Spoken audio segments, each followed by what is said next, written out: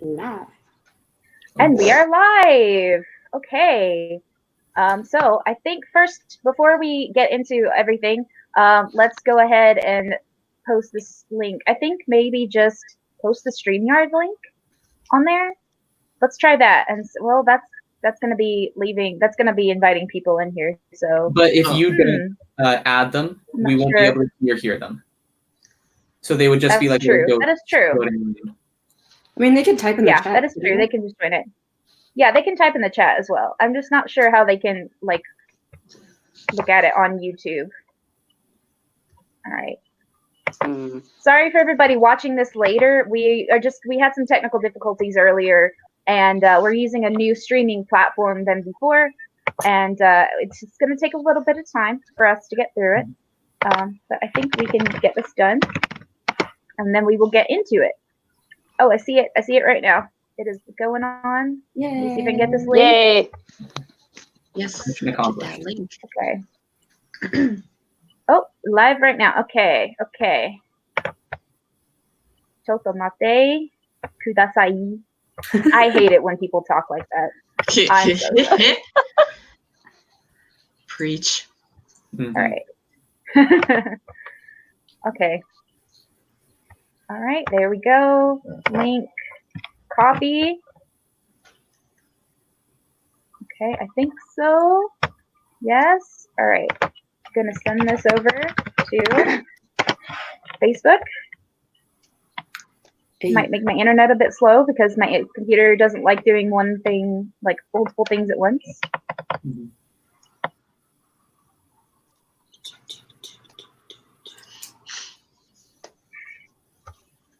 The awkward before. the silence before. I don't want to talk over people either. I'm just politely waiting. I understand. Yes. Thank you guys. Yeah. I'm gonna mention beforehand at 12:30 I'll need to peace. Okay. Okay. Cool.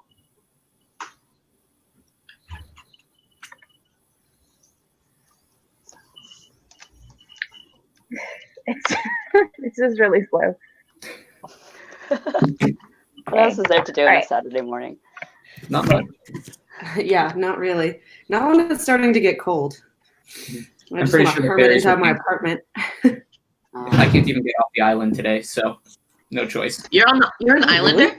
Yeah. Yeah. My island's a little bigger, so like it's not too bad. And we have 3 small islands next to us. Ooh. No, it's the Oki Island in Shimane. Oh, okay. Wow. Oki Island. That is West Coast side, right? West Coast of the main island? Yeah, okay. That's what I thought. We're right next to Totori. Oh, okay. Oh, okay. Now I know where it is. Okay, it's just being really slow. So I'm gonna actually take a picture of my phone of the link and then and then put in a floppy disk and then can you is your computer willing enough to send the link in the group chat, or is it just not going to function at all? Because I can Lillian it's really slow. Okay, it's just really slow. Okay, I got it. I'm just gonna send y'all this. All right. Okay, and then we can get started finally. Okay, there is the link. Where? Okay. Oh, goodness. Oh, there we go. Let's see. All right.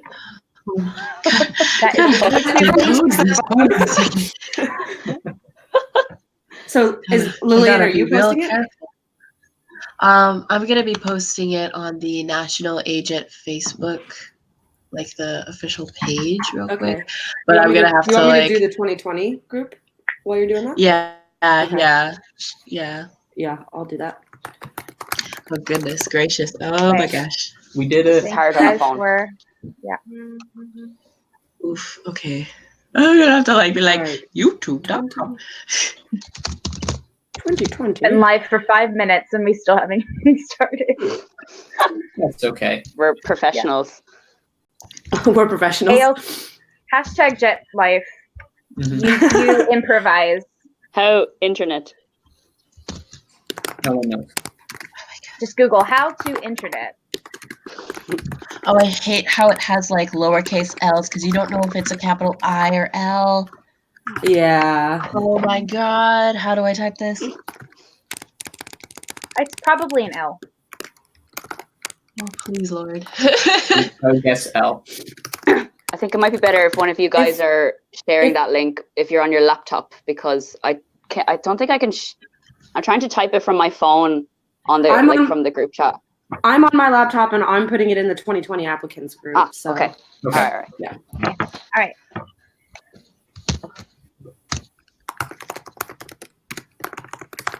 We'll put a disclaimer on here later. Be like, skip to this part of the video if you want to. We could just.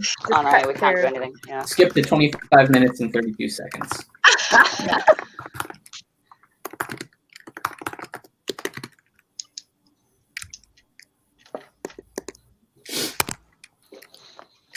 Dang, I love high-speed internet What's that? that I don't have.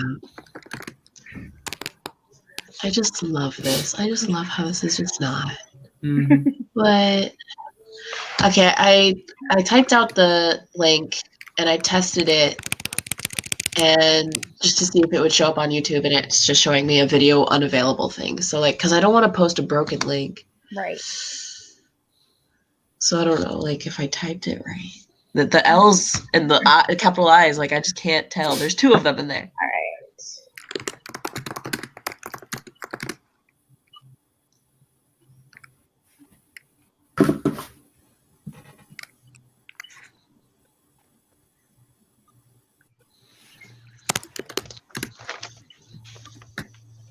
Yikes. Okay, let me see if I can get it on my phone, perhaps. It's saying we're live, though. Yeah. Turn that noise down. All right. Okay, let's try this again. All right, send. Okay, there we go. Maybe that'll be better. Should mark V. Sorry, my face is all up in it. Okay. Oh, there we go. Question mark Okay. And then V I Just done that in the first like, place. equals. I want to take this time to apologize to everybody who is watching again, because what happened is usually we do these live streams with Google Hangouts on air. However, YouTube is getting more and more sucky, and it decided to completely do away with Google Hangouts on air. So we had to find an alternative about 15 minutes before this broadcast began, and it's a new format, so we're not used to. Sorry. That was Yeah, okay. What was that that? was me. I got the video working on YouTube. Okay. They're both capitalized. Yeah. Yes. I don't know if that was working. The problem. Yeah, it's cool. It's all good. It's all good. But yeah, the problem came. We had to click go live before we could actually give everybody the link. So we do apologize for that. But hopefully everybody's getting the link and is able to watch it now. And okay, are we about ready to go then? Yeah, I think I just hit post on the 2020 chat. I just Awesome. did a Thank you very quick, like we're guys live. for helping. Yes, thank you guys so much for helping. Of course. Okay, now after 9 minutes of being live, yeah, we're ready to go. Okay, so everybody who's out there watching, welcome to the JET program Q&A live stream. This is our first for the new applicant season. We had 2 previously for the incoming JETs for 2019. This is our first 2020 JET program live stream, technically number 3, but the first one, kind of like Star Wars in a way. So yes, this live stream is sponsored by National AJET and by the JET 2020 applicants Facebook group. And today we have with us 3 lovely panelists, 3 current JET program participants who are here in Japan with us. And we also have myself and the lovely Lily, who will be co-hosting. So first, let's introduce our lovely volunteers. Okay, Duncan, how about you? Yeah. Hi, I'm Duncan. I am a first-year ALT from the U.S., and I'm currently in Shimane Prefecture on the Oki Islands. I teach middle school and elementary school. All right, awesome. Okay, Meg. Perfect. Hello, I am Meg. I am also from the US and also a first-year JET. I am in Fukui Prefecture. If you haven't heard of it, it's no surprise. It's a small prefecture on the west coast of Japan by the Japan Sea. I teach at Maruoka Minami Junior High School, but I also have 3 elementary schools that I visit kind of periodically throughout the year. So. All right, cool. And Amy? Okay. Hey, I'm Amy. I'm a 3rd year JET ALT from Ireland. I'm in the lovely Nagasaki Prefecture. So I teach in elementary school and junior high school. Okay. That's it. Okay. Okay, and my co-host, Lily. Hey, I'm Lily. I'm a 3rd year JET living on the island of Awaji in Hyogo Prefecture. I teach elementary, and I'm an ALT, and I love it. Woo. And lastly, the other host, me. I am Laura, and I live in Yamanashi Prefecture on a mountain. And I am a 5th year unicorn JET. Yay. Jaded cynical unicorn. Yes. And I am a junior high and elementary school ALT. I have 1 of each. I used to have 3, but now I have 1 of each. And yeah, and it's pretty good. I'm very sad to be leaving after this year. Don't know what I'm going to do with my life. Existential crisis. I'm gonna miss her. Yeah. Okay. So I see we have 1 person watching. That's awesome. Yay. Okay. Welcome. Hi, that 1 person out there. Yay. So, all right. Okay, so we've got some good questions all about the interview today, and we will be starting. We have our list, I think, out in front of us here. And Lily, how about you start with the questions? Okay, so our first question on the list is, when did you find out you got an interview? And the second one after that is kind of similar, the how long between finding out. So should we put that together maybe? Yeah. Yeah, why not? Yeah, because, okay. So when did you find out you got an interview, and how long between finding out and doing the interview? Okay. When did you find out that you got an interview? Let's start with Duncan. Mm-hmm. I found out that I got the interview shortly after New Year's. So it was really early January, and I interviewed in Seattle, I think mid-February, maybe early March. So it was about a 1.5, 2 month wait until I actually had the interview. Okay. Yep. Factual. Next, Meg. So I was kind of similar. I actually had less of a turnaround time in between the 2. First week of January is when I got notification of my interview, January 9th. And then January 30th to February 5th, I think, is when the interviews took place. So really only about half a month, like 2.5 weeks in between notifications and interviews. But a lot of ours ended up getting pushed back because of a polar vortex anyways. So it ended up being a little bit longer in the long run. So she remembered the dates. Whoa. I looked it up this morning. Oh my God. I don't remember the. Oh, I'll try my best. Okay. Amy? So from what I can remember, back in the day, I found out. The application deadline was November 9th, and then I found out I got an interview December 22nd, so very close to Christmas. Wow. And so yeah, it was a great Christmas, and so enjoyed myself all Christmas. And then my interview was on February 9th, so there was quite a gap between finding out and sitting the interview. So yeah, that was me. Oh, okay, so I guess it varies the times that you. Yes, definitely. Yeah. I also came from one of the bigger consulates out of the U.S., so I think our turnaround time is less because we had a lot more people to go through. So that could be hard. Yeah. Anything to add, Laura? Do you remember? Yeah. So I actually do remember. I remember quite a bit. Yeah. I got my interview notifications, I think it was maybe the 2nd week of January. I know it was during winter term because I used to work at a residential high school and I had to be at work. And I was sitting in my room eating Oreos and watching Key and Peele on Hulu. And I was like, oh, interview notifications are out. And I was like, awesome, I got an interview. But my interview wasn't until I think beginning of February. I think it was like the first week of February. So I had about 2 or 3 weeks in there to prepare myself. Mm-hmm. Oh, Yeah. wow. Yeah. It's quite short. Yeah. For me, I don't even remember any specific dates. I actually kind of forgot all of it. But I do remember it being around the beginning of the year, the beginning of the year starting 2017. And I get like a notification like, you got an interview. And I'm like, I had purple hair at the time. And I was like, oof, can't go to the interview with this purple hair.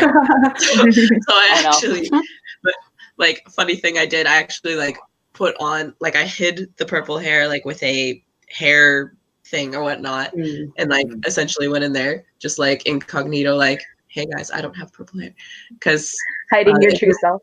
Yeah, the time. It wasn't. I don't think I had a big gap before the interviews. Like I didn't have much time to prepare. Like less than a month for me. Yeah, I actually I didn't. I had a lot of time to prepare, and yeah, I decided not to take my nose piercing out. Maybe I should have. I don't think you can see it, but like, I just was like, oh yeah, I'll just maybe hope they won't notice. But yeah, I'm here, so maybe they didn't. Right. I shaved I had a full beard. I shaved that. I took out the industrial piercing that I had. Oh my gosh. And then I made sure I wore long enough sleeves that my tattoo didn't peek out. Same Change, with man. tattoos. Yeah. Yep. Amazing. Okay. We've kind of already started to segue into the next one. Yeah, Yes. actually. Yeah, Naturally. So To take the next question. Yeah. So the next question is, how did you prepare? What did you bring to your interview? But we can talk about the next question after that too, is how should you dress? How should you act? Like, how did you guys dress and act that day? Yeah. How did you act? Yes. So, okay, let's start the other way. Let's start with Amy this time. Okay. What did I prep and what did I bring? So I think the only prep I did is I probably did what everyone else did. I looked online. I was like, what kind of questions did people get asked in the past? And I think that just made me freak out more, to be honest, because some of them seemed really in depth and just really hard to answer. And I didn't bring anything into the physical interview room. I just kind of brought myself. That was it. But yeah, I just prepped for questions that I saw online, like if they asked me like why did I choose Jet, why did I choose Japan, like how did I cope with culture shock, just like those basic ones. I made sure I had something to say, like something definite to say, because if I didn't prep, then I was afraid I was going to waffle a bit too much. So I'd rather just give them like a point-to-point answer and not like overload them. So I wanted to make sure I had my ducks in a row with those sort of questions, but that was the only thing I prepped, really. That was it. I didn't do much. Did you bring anything to your interview with you? Like into the room, or do you mean like to the place they were doing the interview? Like I didn't. Yeah. I just went into I just had my ticket for the interview and I went in. I didn't have anything physically with me. Okay. Just myself. Yeah. Okay. Are you supposed to? So how did? Well, I've heard of some people taking their resumes and stuff in. I don't think it's necessary. What? I guess it just depends on your consulate. But I remember back in my day, there were definitely people who were like, bring your resume just in case. And I feel like I did. I feel like I actually brought it with me. What? Wow. First time I heard of that. So this was several years ago, so don't take this like as gospel.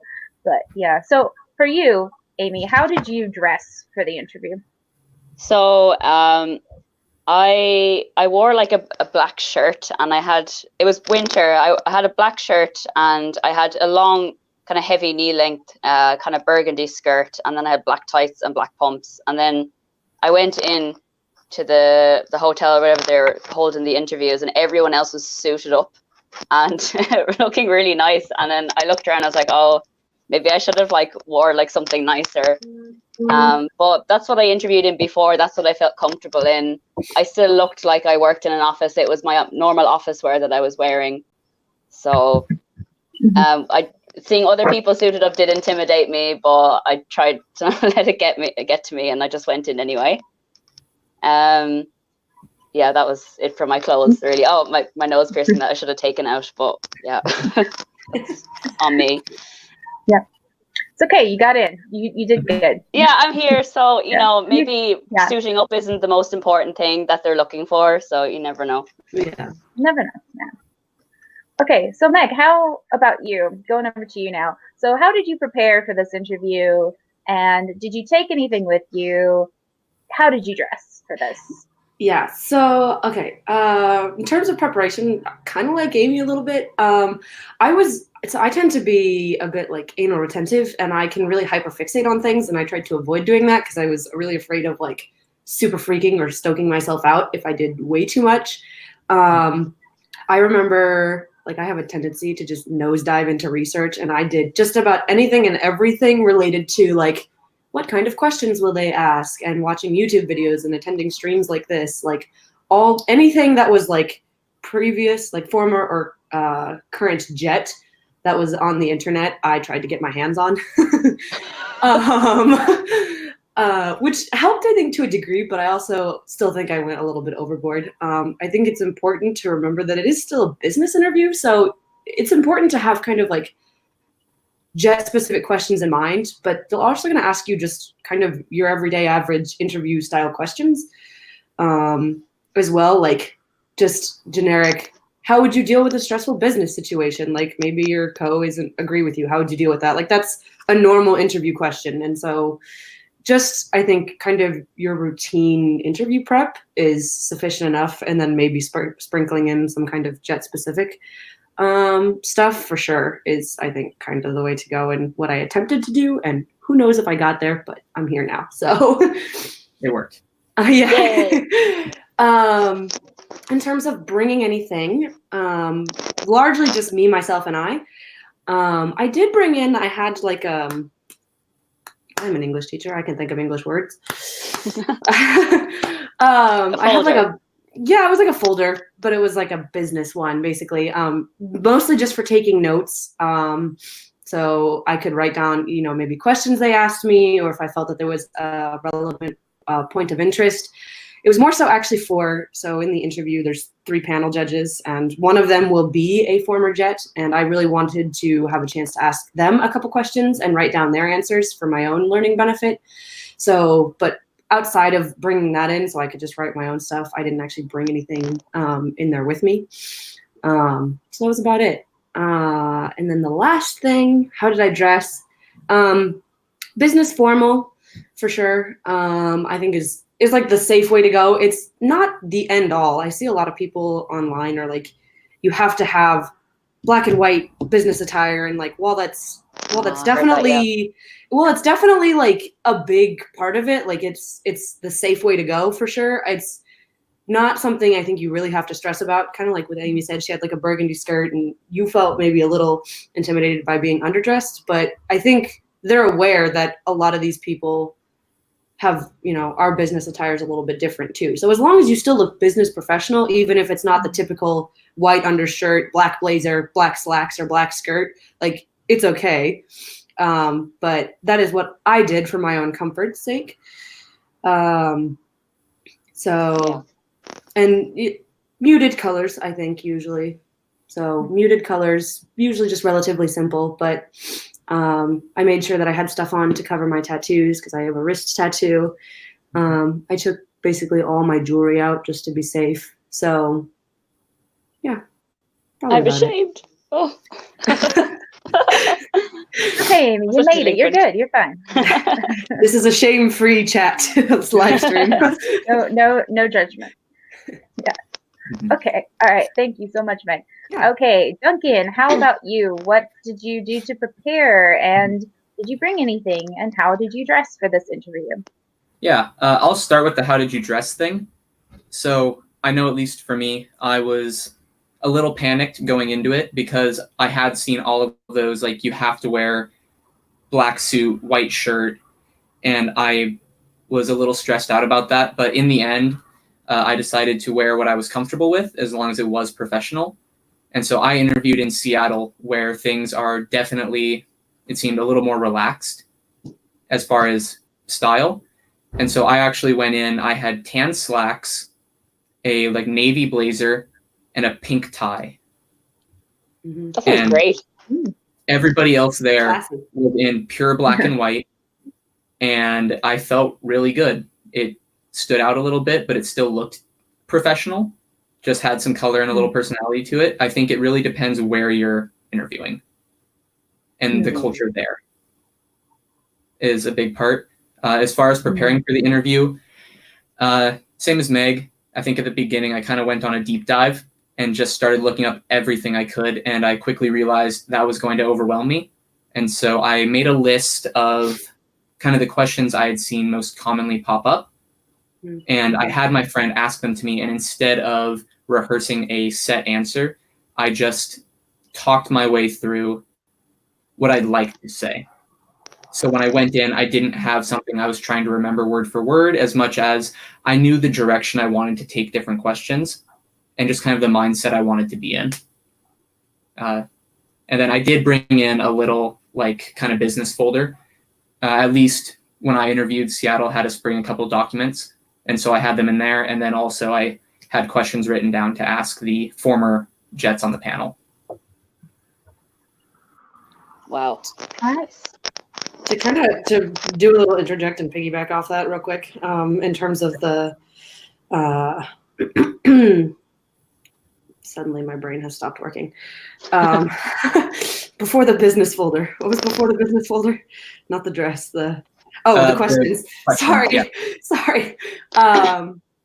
Yeah, I think it's definitely important to not have a rehearsed answer, just so people are aware. Like, I think a really big part I found of my job here as an ALT is to think light on your feet, because anything can change at any given moment. It really can. Like, my schedule changes quite literally on the daily, and I have to be ready to maybe even take part in a class that I have absolutely zero lesson plan for. And it's not like it's super free, like, don't let that scare you guys, but it sounds intimidating. But the point is, you have to kind of be able to fly on your feet a little bit sometimes. And so having a super rehearsed answer is going to be obvious to them. I think it's important to be able to prove that you can still think for yourself in your answer and be a little bit flexible. So the less, I mean, you still want it to have some kind of direction and structure, but I think the less carbon copy answer you can get in terms of like literally word for word, maybe something you could say at an interview, it's going to be more beneficial in the end. So they want to know you, not the crowdsourced answer you found on Google. Yep. Yeah.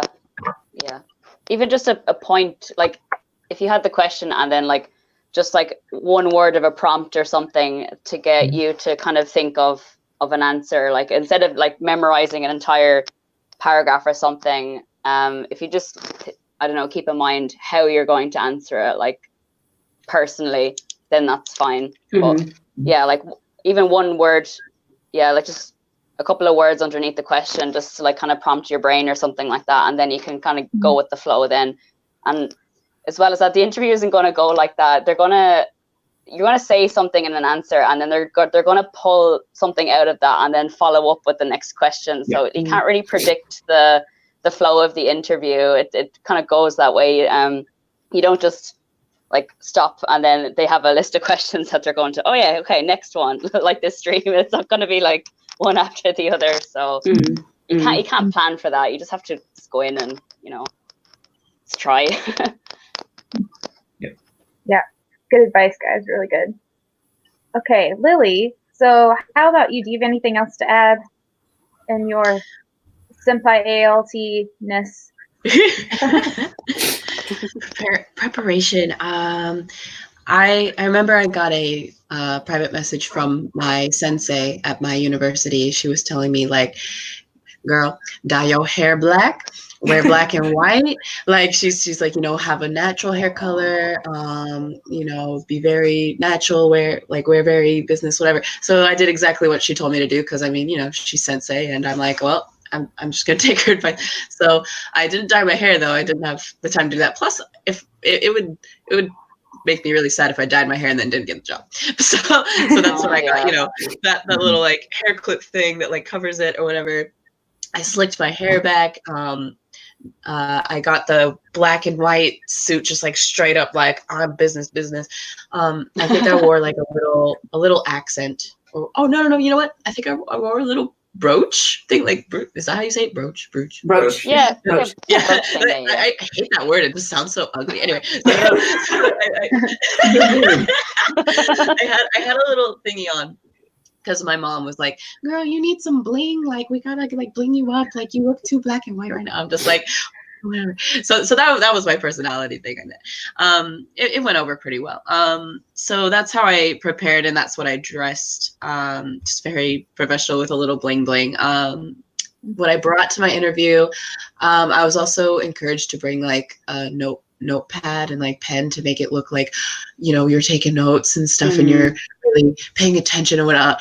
That notebook and paper, I remember, just went plop right next to me, and I didn't touch it for a second during the interview because I was just so like focused on what they were saying rather than trying to write it down. So, I mean, if you want a prop, you want a stage prop, a business, bring it in. I mean, why not? Like, just be like, hey, I have a notebook, and they're like, you're in. So Look at I'd be a bit worried about that. Like, I didn't bring anything in because I've heard of people taking notes in interviews, but I feel weird if they were talking to me and I wasn't looking at them and I was looking down and like trying to write stuff. I just feel it would be a bit rude. Like, I want to look them dead in the eye and try to stare them down into taking me. Yeah. I really just used it for writing down the questions that I wanted to ask, because I answered my questions in the process of the interview. I didn't want to not be able to remember a different one. Yeah.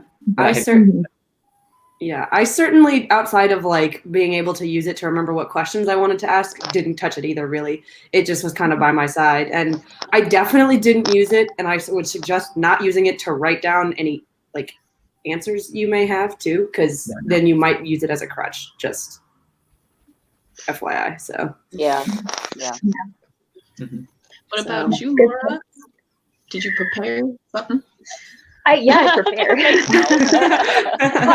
was sitting here trying to remember if I brought anything into the interview or if they allowed us to, and I don't remember actually. I know I brought I think I brought resume or something, a folder of something with me to the interview, and it was in my like little briefcase thingy that I had because I thought it looked businessy. Because I heard that, you know, they're judging you from the moment you enter the building, and I thought, okay, I can't just have my like terrible bag. I have to have like a business case. So I brought it with me, and I don't remember if they allowed us to bring anything into the room actually. So I can't say for sure one way or the other. But yeah, preparation. I definitely prepared. I just looked up a list of questions that they might ask and just went over the answers in my head and tried to make it.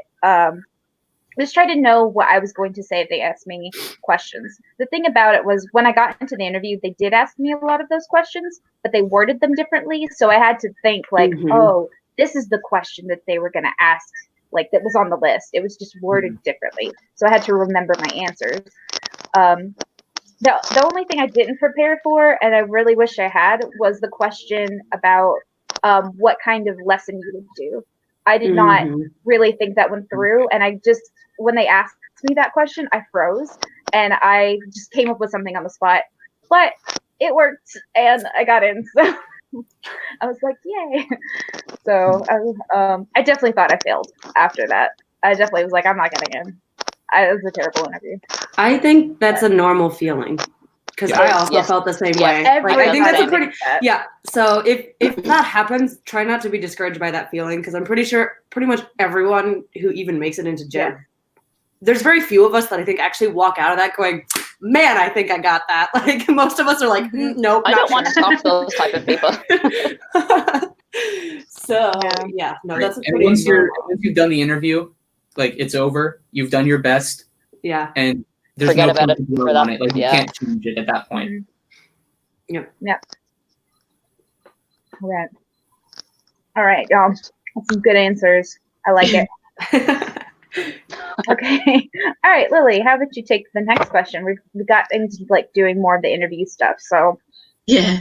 The next two questions are like kind of similar. I feel like I could kind of try and Yeah, why not? Condense. So we have, what did you do before arriving and before your interview, and what was it like outside the interview rooms? Were there former jets waiting with you? Let's start with Meg. What did you do before arriving and before your interview? I tried not to die. No, I'm just kidding. No, but for real, there was a polar vortex happening, and I remember I was actually, I think at that point, more stressed about driving on the roads than I was about the interview, because I wasn't even sure I was going to make it to the interview. But really, and like in all seriousness, in terms of what I did kind of in the downtime before the interview, mostly just prep, and then tried to relax. Anything that kind of just gave me peace of mind about it a little bit. I felt it was important to just kind of zone out for a while, try not to think too hard about it. I have family kind of close to where my interview location was, so I actually drove to visit my family and stayed there for 2 days before I actually went up to my interview, before going back to work. So that's pretty much kind of all I did. Work, prep, drove through a snowstorm. That was about it. And then, sorry, what was part 2 of that question? What was it like outside the interview rooms? Okay. It was actually pretty relaxed. And by relaxed, I mean like you could find common friends and everyone else who's also nervous about the interview. Yeah. For sure. I mean, there was a sense of camaraderie definitely between everyone that was there.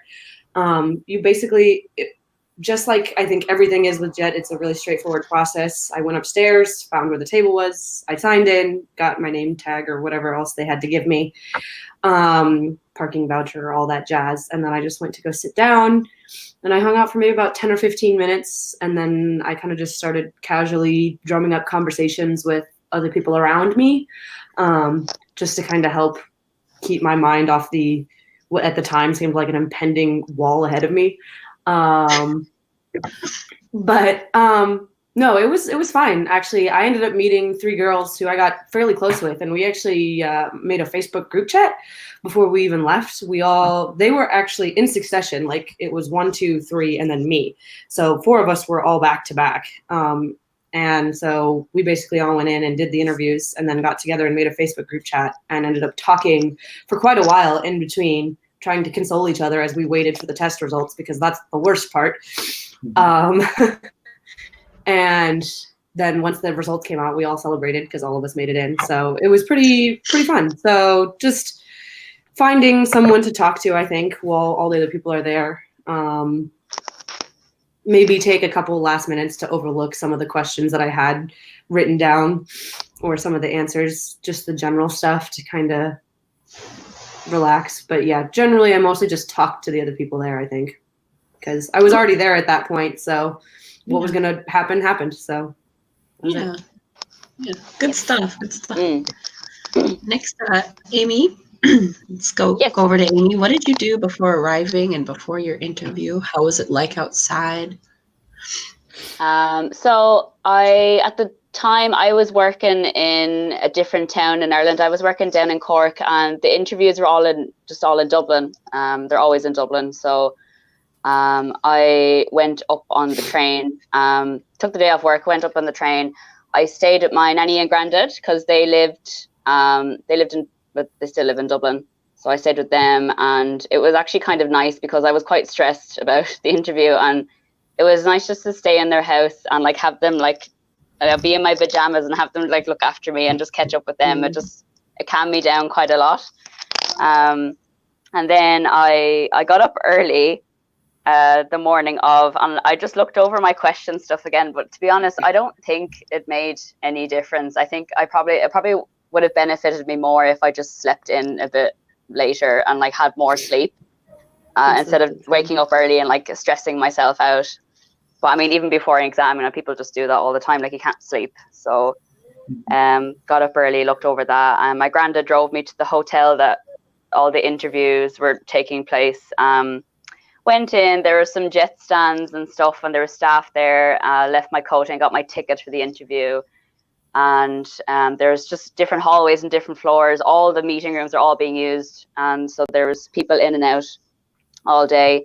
And then I went to like my section of the hallway outside of my room that I was going to go in for my interview, and there was other people there that I saw in the suits, and that's when I was looking at my clothes being like, oh no, okay, don't panic. I didn't have anything with me. I had like a purse with my wallet and stuff. I didn't have any notes, or I didn't bring anything with me. I left it all in my grandparents' house, and I got talking to some people. A lot of them were actually fresh grads. Mm-hmm. And they were very like high energy, very nervous, very anxious. And like I was a bit older, like I had finished college and I had worked in a couple of jobs. So like, yeah, like everyone was quite a lot younger than me. But then 2 people showed up that were actually from my town, like when I went to college, and like I knew them. And it was really nice to see people I know there. So I was chatting to them for a while, and they were like straight after me as well. And then went into the interview, came out as usual thinking I did badly, because most people do. And then I had to get on the train to go back to work the next day. So I was just like, I don't know, in the train, sad song playing, like, oh, okay. On the way back to my town to go to work the next day. The violin in the background. Like the raindrops on the window of the train. It's like, oh. Slightly like unfocused camera. Yeah.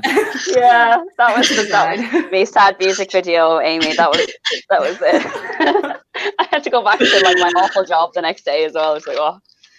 Oh my god. Yeah, that was me. Oh my god. What a mess. Well, I mean, you made it, so. Yeah, I'm here. Like, actually, at the end of every single answer, but I'm here. Aren't I? Yes. So, okay. That's This me. is fun. Cool. Okay, Duncan, how about you? Yeah. What'd you do before arriving? And what was it like outside the rooms? Mm-hmm. So same thing as Meg. Before I left my house, because I stayed at my parents' house near Seattle, the polar vortex was happening. And so I was panicked. The roads in Seattle are notorious when it snows. The city never gets it, so it never has to deal with it. And it was the worst winter they'd had in like 70 years. Mm-hmm. So I left, I think, 4 hours before my interview, because on a good day with traffic, it takes me like 2 hours to get to Seattle. Well, there was no snow and no cars, so I showed up 3.5 hours early. And it worked out. I walked downtown. I went to Pike Place Market, and I just tried to relax. I went to Starbucks, got some tea. I bought a little like pastry from a Chinese bakery and read a book, and just tried to calm down. And it worked. And I went back and I felt very relaxed. And I think it hopefully came across in the interview. But when I got up to the consulate room itself, it was dead silent. Like there were plenty of people in there, but nobody was speaking. So it was a little awkward at first. I walked in, I sat down, and I just asked the kid next to me. I asked her where she was from, like where she would, if she had picked somewhere that she wanted to go, like in her application. And then we got the kid next to us talking. And so I just tried to start some conversation. And I also talked with one of the people from the consulate. She had ended up being from the same school that I had gone to. And so we talked about that a little before I went into the interview. Oh, well, that's relaxing. Yeah. So I'd say just do your best to calm down. Mm-hmm. You've probably at this point prepared as much as you can. And nothing's going to benefit you more than just having a level head. Wow. Yes. This motivation. Staying away from the other anxious people in the room will help as well, because if they're all freaking out around you, it just like sets you off as well. So right. Yeah, take yourself away from that. It's important to note too, just as a side note, I mean, they'll probably tell you this in your notifications, but just like Duncan, if you do arrive to your interview location that early, don't actually go sit in the room. And then even if they let you, like, I don't even know that they'd let you, but if you do arrive that early, go do something like Duncan, like go do something to relax, because they do not want you there 3 hours in advance. Yeah, your suit and your notepad, just like like how do we breathing? Right. No, our email explicitly stated we we're not allowed into the room more than half an hour before our interview. Yeah, I think ours was like 25 minutes or something like that. Yeah, it was. Yeah, same. Yeah, so it was just, if you know the area, just maybe take a walk. Or just Google a cafe and go have a coffee. Yeah. All right. Ooh.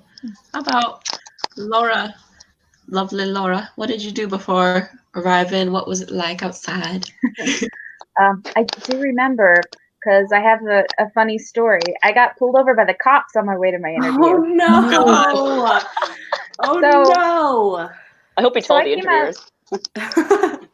I don't think I did actually. Yeah, I was too. It was too much. So, okay. I came out of the Nashville consulate, and I live about 2 hours away from Nashville, in Tennessee, in the U.S. So my friend let me stay at like a timeshare that she had with her family, and so before the interview, I left the timeshare, drove over to the consulate, and on the way, I don't like driving in big cities at all. It was freaking me out. But I like didn't let a cop over. He didn't even have his lights on. And I didn't let him over according to him. And finally he was behind me and then he pulled his lights on. And so I was like, I don't know if it's me or whatever, so I'm just gonna pull in here just to, get out of the way. And then the cop pulled in behind me and he's like, he got out of the car and he's like, oh, do you know why I pulled you over? And I said, no, honestly not. And I was freaking out because I needed to get to my interview, which was literally right down the road. And he's like, why'd you pull over then? I said, because your lights were on behind me. And he said, well, my lights were on, the siren was on, and you didn't let me over. That's not true. That didn't happen. The lights and the siren were not on. I don't know what he was talking about. But I was about to cry because I was freaking out. What was his problem? I don't know. I've heard some stuff about cops in that area. Yeah, so not to disparage anybody at all, but anyway, I'll just continue on. So, again, I'm about to cry because this is like one of the most important things of my life. And he's like, where are you going? And me in my business clothes, I'm like, I'm going to an interview just down the street. And he's like, okay, well, and I think he like checked my plates and stuff. And he's like, all right, well, it's right down the road. Good luck. And I was like, okay, thank you. And he didn't give me a ticket or anything. So yeah. So I was just trying to calm down before my interview. My God. Aww. Yeah. It would be so high stress. Well, congratulations. Oh, it was. But So, you're here. Yeah, we can all these statements end with, but I made it. But I made And I it. made it. And I'm a fifth year, so yeah. So okay, I get to the consulate and we were told to get there at a very specific time. I'm not sure how many interviewees there were in total, but it was only 2 people per like certain time limit at Nashville consulate. So it was just me and this other dude, and we went in there and we were both waiting while the other people had their interviews, and we started talking. Actually, it was really, really quiet, I remember, and we were sitting there and we were just like chatting just quietly about, oh hey, I'm from this place, oh I'm from this place, what kind of placements did you put on your application and stuff. And then we got shushed by the girl who was at the desk. She's like, you're not allowed to talk about any of that. Oh, Jesus. And I was like, oh, okay. So we didn't say anything after that. It was really serious. It was really serious. That's intimidating. Yeah. It was. Yeah. I don't know if it's still like that because again, this was like 5 years ago. So it might be different. But yeah, just before then, I was just trying to keep calm, and I might have gone over some interview answers in my mind. I don't remember what I did really. I just remember sitting there just waiting. That was all. Yeah. Goodness. I think that goes to show the consulates can be very different from each other. Yeah. Yes. Yes, definitely. they can very much. Yeah. Yeah. Ours is very relaxed. Yeah. Yeah. Jet's favorite phrase: every situation is different. Oh, God. Yeah. That's banned on this stream. Bad. I'm gonna mute Deny. you. Delete this. We could say all all things are not the same. Like a song. Yeah. Lovely. Okay. All All right. For me, Lily? Yes, Lily. yeah. Before arriving, so back in I'm from Florida. Back in Florida, I didn't have a car, so and the interview was in Miami, which is about 5 hours from where I live. So my mother and I went together, which I'm glad. Like she was like my cheerleader the whole time. She's like, "Yeah, girl, you got this." And like we stayed in like a hotel the night before, because 5 hours driving before an interview is not fun. So so we stayed in a hotel. In the morning we're just trying to find some breakfast and whatnot, and it was just having like some fun.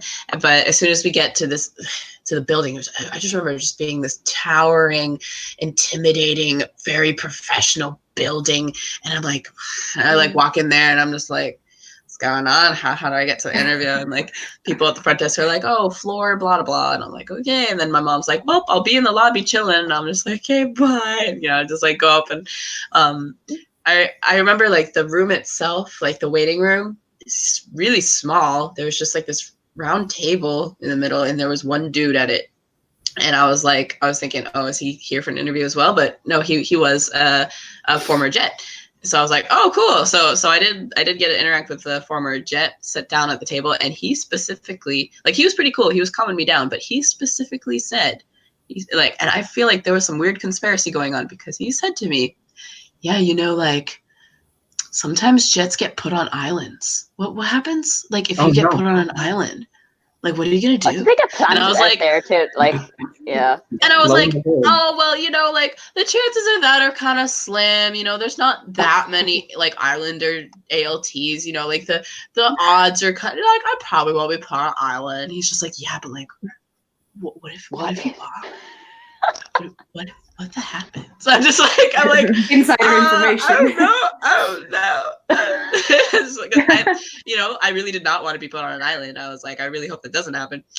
And then lo and behold, they're like, you want an island? And I'm like, oh crap. I have a question for you guys. Yeah. So Meg, you came in this year as well, right? Yes. Yeah. Okay, so on our year, the application gave us the option to pick an island as a placement, which is why I'm on an island. Interesting. You guys have that. We did not have that. Okay. Is someone joining the chat? I don't know. We went to Family Mart. But my doorbell, actually. My doorbell. Hang on, I got to. Oh, that's cute. Oh, okay. Yeah, That's a no, cute we doorbell. definitely we definitely did get to choose islands if we wanted to, and for all the U.S. people that are interested in this, the application is very interesting because I think it was either just this year or the year before. It's all online in the U.S. now. Yeah, no paperwork. It was awesome. You scanned everything in. It was an online portal. It was amazing. It was so much more convenient. That's insane. I just picked 4 copies of everything and individual envelopes. I was going to cry. Other countries still have to do that, I think. It's just the U.S., I think, that has an online portal. But yeah, no, we have any applicants from the U.S., count your blessings, because now it's all online and much easier than it used to be. It made things very that's crazy. It's 2017. I guess must have been a dark place or something. Everything was on paper. We had to mail it and everything, and there was no option being like, oh, you want an island or not. That would have been helpful. Yeah. I mean, to be honest, I really do like my placement. I've grown to like just really love where I am, and I can't really picture myself anywhere else but here. So that's like nice and stuff. But that, oh my god, that's crazy. I mean, that's cool that they have that now. But, we did not have that. I definitely I thought about it. I almost asked for something else, but I'm glad I asked for the islands. The ones I'm on, I love them. They're part of a like UNESCO geopark. So the whole place is beautiful. We have a lot of jets on the island. I think we have 4 ALTs and 3 CIRs just on my island. And then the other islands each have 1 or 2 ALTs a piece, and then there's a CIR for that like set of islands. That's cool. Oh, okay. Yeah. So, yep. Anyways, you've been on topic. Yeah, but that was basically how it was. Just had the mom cheerleader went in the room. Some guy was like being like, "Hey, you're gonna get an island probably." Like really low key. He was guessing his there. me just sitting there like, he seems a little too confident. Not putting two and two together. Just being like, I will be on an island. That's you have a crystal ball. It's like, ta. Oh, so they told him pick one applicant. We're putting them on the island. It's like, go sit out there and like just let us know who you think we should put on the island. I mean, it's not a bad strategy if I was like one of the interviewers. Oh my god, that's so funny. All right, next question. Laura, welcome back. Next question. Yes. How about give it over to Laura? Yeah, sorry, had a delivery. I was saying package. So had to, package from Amazon. So it is funny. Your doorbell does sound like the Family Mart or any convenience. I know. Some apartments do have a standard one, Yeah. I don't know why my doorbell is the same as like you go into Family Mart and it's just like yeah. Just really quick. The Family Mart that's nearest to my school, it's like the nearest community to my school. There's a guy in there and he's just like the most intense community worker ever. He goes, and like he'll ring you up and he'll be like, tea poito karu arimasu ka? And he's just like, oh, arigatou gozaimasu. And he's just so intense. And I'm like, yeah, he's passionate. So he's like the most passionate community worker ever. I just needed to share that with people. The random things that you have in your jet life. Anyway, look at all the things you can look forward to as a jet life. Yeah. Interesting people in your town. Indeed. There's a guy that dresses up as Spider-Man and stands on a street corner and protests something here. So that's a thing. Right. Yeah. Cool. Anyway, all right. Okay, moving on. So the next question is, the big one, guys. What questions did you get asked in your interview? You remember? Right. Okay. Yep. All right, Duncan, let's start with you. What questions did you get asked in your interview? Okay, so I got asked all the generic questions that I prepared for. I got asked why do you want to be on JET? Why did you pick the placements that you requested? Mm-hmm. Will you be okay if you don't get these questions? As I said, I'm on an island. I requested an island, but I was asked in my interview, what will you do if we put you in the heart of a mega city? Mm. And so I knew with the Tokyo Olympics coming up, there were a lot of jets there. And I panicked a little afterward thinking, oh God, they're putting me there. But basically I said that I would not be able to do quite everything I had hoped for, but it would be still an amazing opportunity. I would make the best of it, so on and so forth. Some of the more personalized questions that came out of it were, I studied physics and philosophy in school. And so I was asked why in the heck I was applying to the JET program. And I talked about doing teaching experience while I was at school and enjoying that and always liking English and writing and that kind of thing. But the biggest thing was Seattle, my year, we all got the mock lesson question. And so I had prepared for a couple different mock lessons based on what kind of previous years I knew had been asked and what other people had been saying had popped up in their interviews on the Reddit threads. And I could hear the girl in front of me interviewing, and she got asked to do a mock lesson on her favorite hobby. And so I was like, okay, I can do that. I'm all set. And I walked in, we go through my interview, and they say, we're at the point now where we have to do a mock lesson. Your topic is teach us about plural nouns. Oh, wow. They asked for a specific grammar point? Yeah. They asked me to teach them that would have been nouns. I had 5 minutes to teach, and they asked me if I wanted 30 seconds to prepare.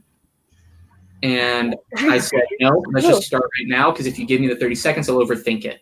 And so they asked me to teach this. I started, and basically I just went into hello class, today we're learning about plural nouns. And I drew a pencil on the whiteboard they'd given me and wrote pencil underneath it, then drew 2 pencils, wrote pencils, circled the S, did stuff like that. And they'd all been assigned roles. One person was acting really bored and was drumming with their pencils on the desk. And so I walked up to him, crouched down in front of him, took the pencils out of his hand, and made him count them back to me. 1 pencil, 2 pencils. That's Good great. job. That's good. That's a really good You own strategy. the room. Oh, they hired you after I that. bow to you.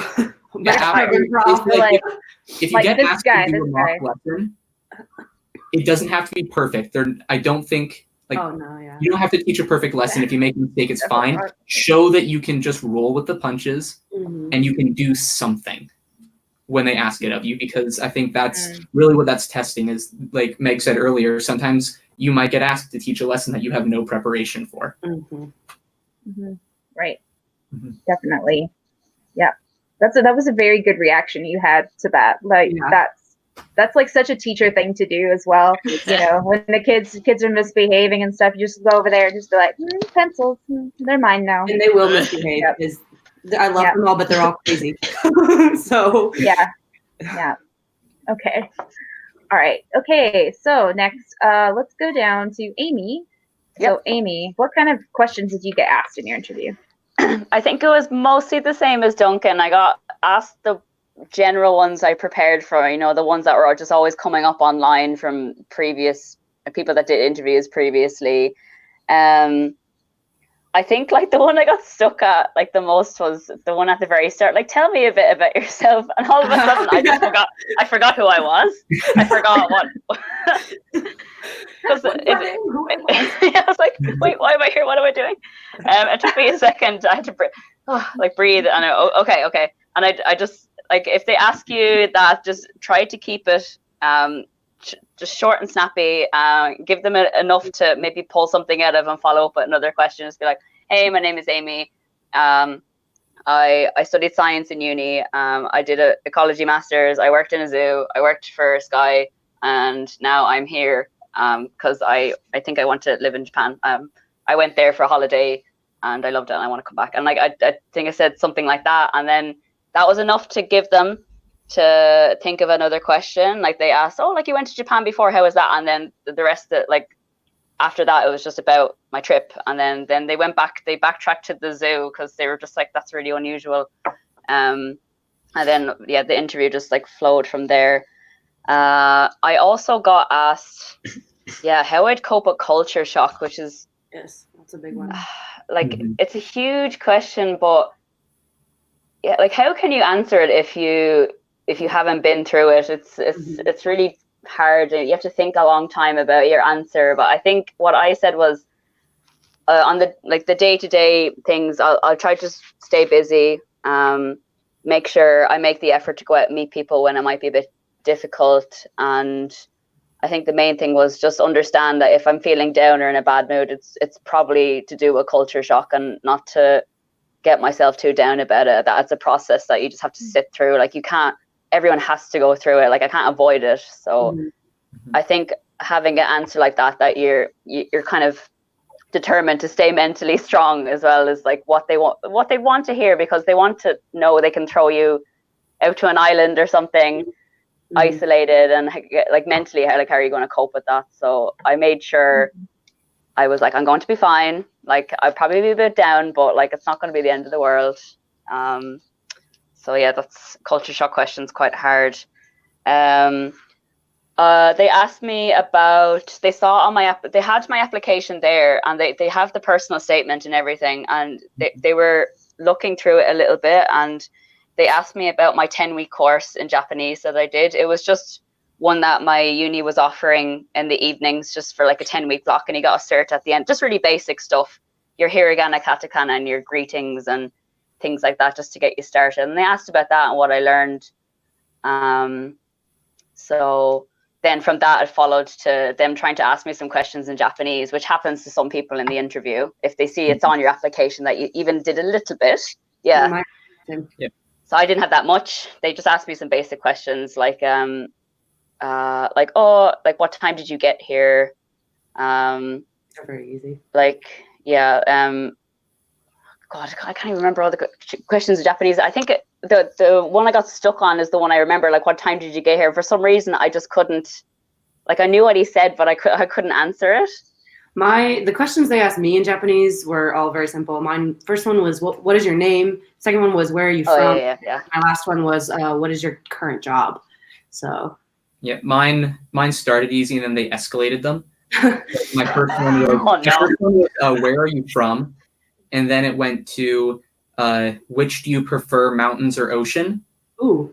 And so I answered like those kind of ones. And then she asked one that I was pretty sure was on like a typical night, do you get more than this many hours of sleep?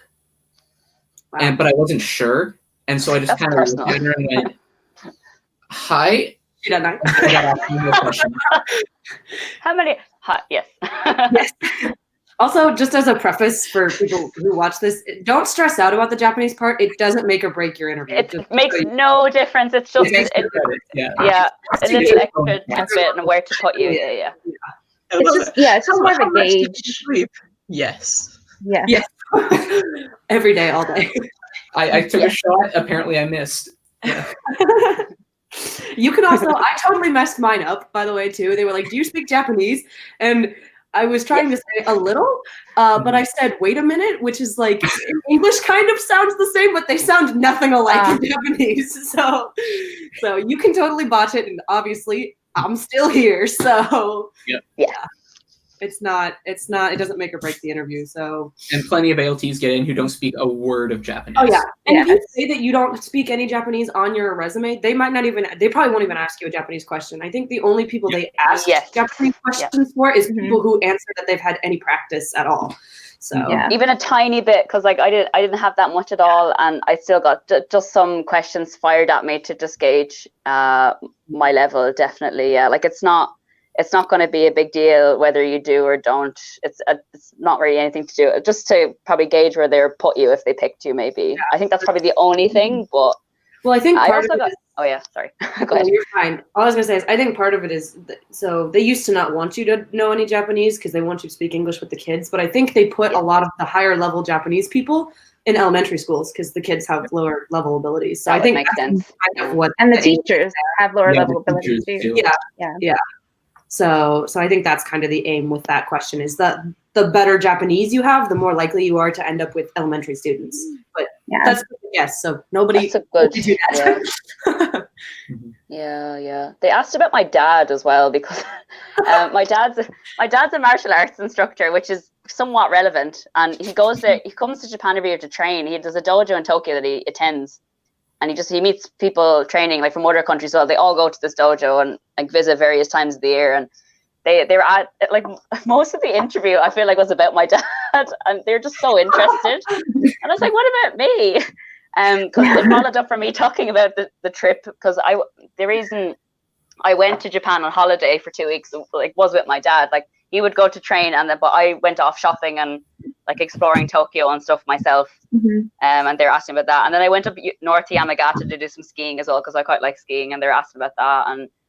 And my dad has a friend in Yamagata who like was one of the first jet applicants, and he's still living there now, and he has like a wife and 3 kids, and he's just never left. So they were asking about him, and wow, I feel like it was just a long time. Like they could just, I don't know, like the interview can go off weird tangents from your questions. Like it's not going to stay in the lane, you know. But yeah, definitely, yeah. Because I know in mine they ran out of questions. Well, because they had a list of ones that they wanted to ask, and in answering some of their earlier questions, I must have just like covered the bases on the others. Because after the first half of the interview, the woman who eventually did the Japanese portion just kind of looked at the others and she's like, I'm out. Yeah, that happened to me too. She just gets up and leaves. Well, yeah. No, and so after that, it became more of just like a conversation. But yeah, same with me. I ended up having a lot of conversation actually with the former ALT or former Jet. Yeah. So that's really nice. Actually, the ALT that was in my interview like panel, she was sitting in the middle, but like I was a bit disappointed because she didn't speak for the entire thing. It was the lady and like the guy opposite ends, like they're obviously the embassy, they worked at the embassy, and they would give me all the questions, and like I tried to make sure I looked at all three of them, but like I just feel like she didn't really contribute to anything in my interview, which sounds bad, but like I don't know, maybe she's just like her job is just to like watch me or watch my reaction. I don't know. But like I didn't really get anything from her, like that particular like previous ALT that I had. It also could be, I know that like I've heard, and I don't know that this happened necessarily in my interview, but I've heard a lot of other people like ALTs around here who have said that like part of the current Jet's roles may be to take on a persona. And so if she didn't say much, it could be her personality, but it also could have been intentionally acting disinterested, because that could have elevated your levels of stress. And so it's supposed to gauge your reaction to someone who's not interacting with you. But I'm supposed to talk to her. I never did. With my mock lesson, those people definitely had pre-assigned roles. Yeah. So good cop, bad cop. Yeah. Yep. Interesting. Girl, I have everything to say about that good cop, bad cop, but I'm wait. Okay. Yeah. First. All right, Meg hasn't answered this question. Like, what kind of? You did a little bit, but like, what like questions did you get in your interview? That's totally fine. No, it's totally fine. It's kind of along the same vein. I think it's interesting that I was really expecting a lot of like teachery questions, and you get some, but really, it really comes down to, I think, more questions about how you just generally deal in a work environment and like Japan culture related stuff. Like some of the more notable questions I got in terms of like just general work environment was, how do you blow off steam like when you're stressed? Or what if your JTE has a grammar mistake? How do you deal with the situation? Do you correct them or not? Things like that. I also got the tell me about yourself question. Kind of did the same thing. I kind of was like, who am I? But I also think it's important when you mentioned how you answered yours.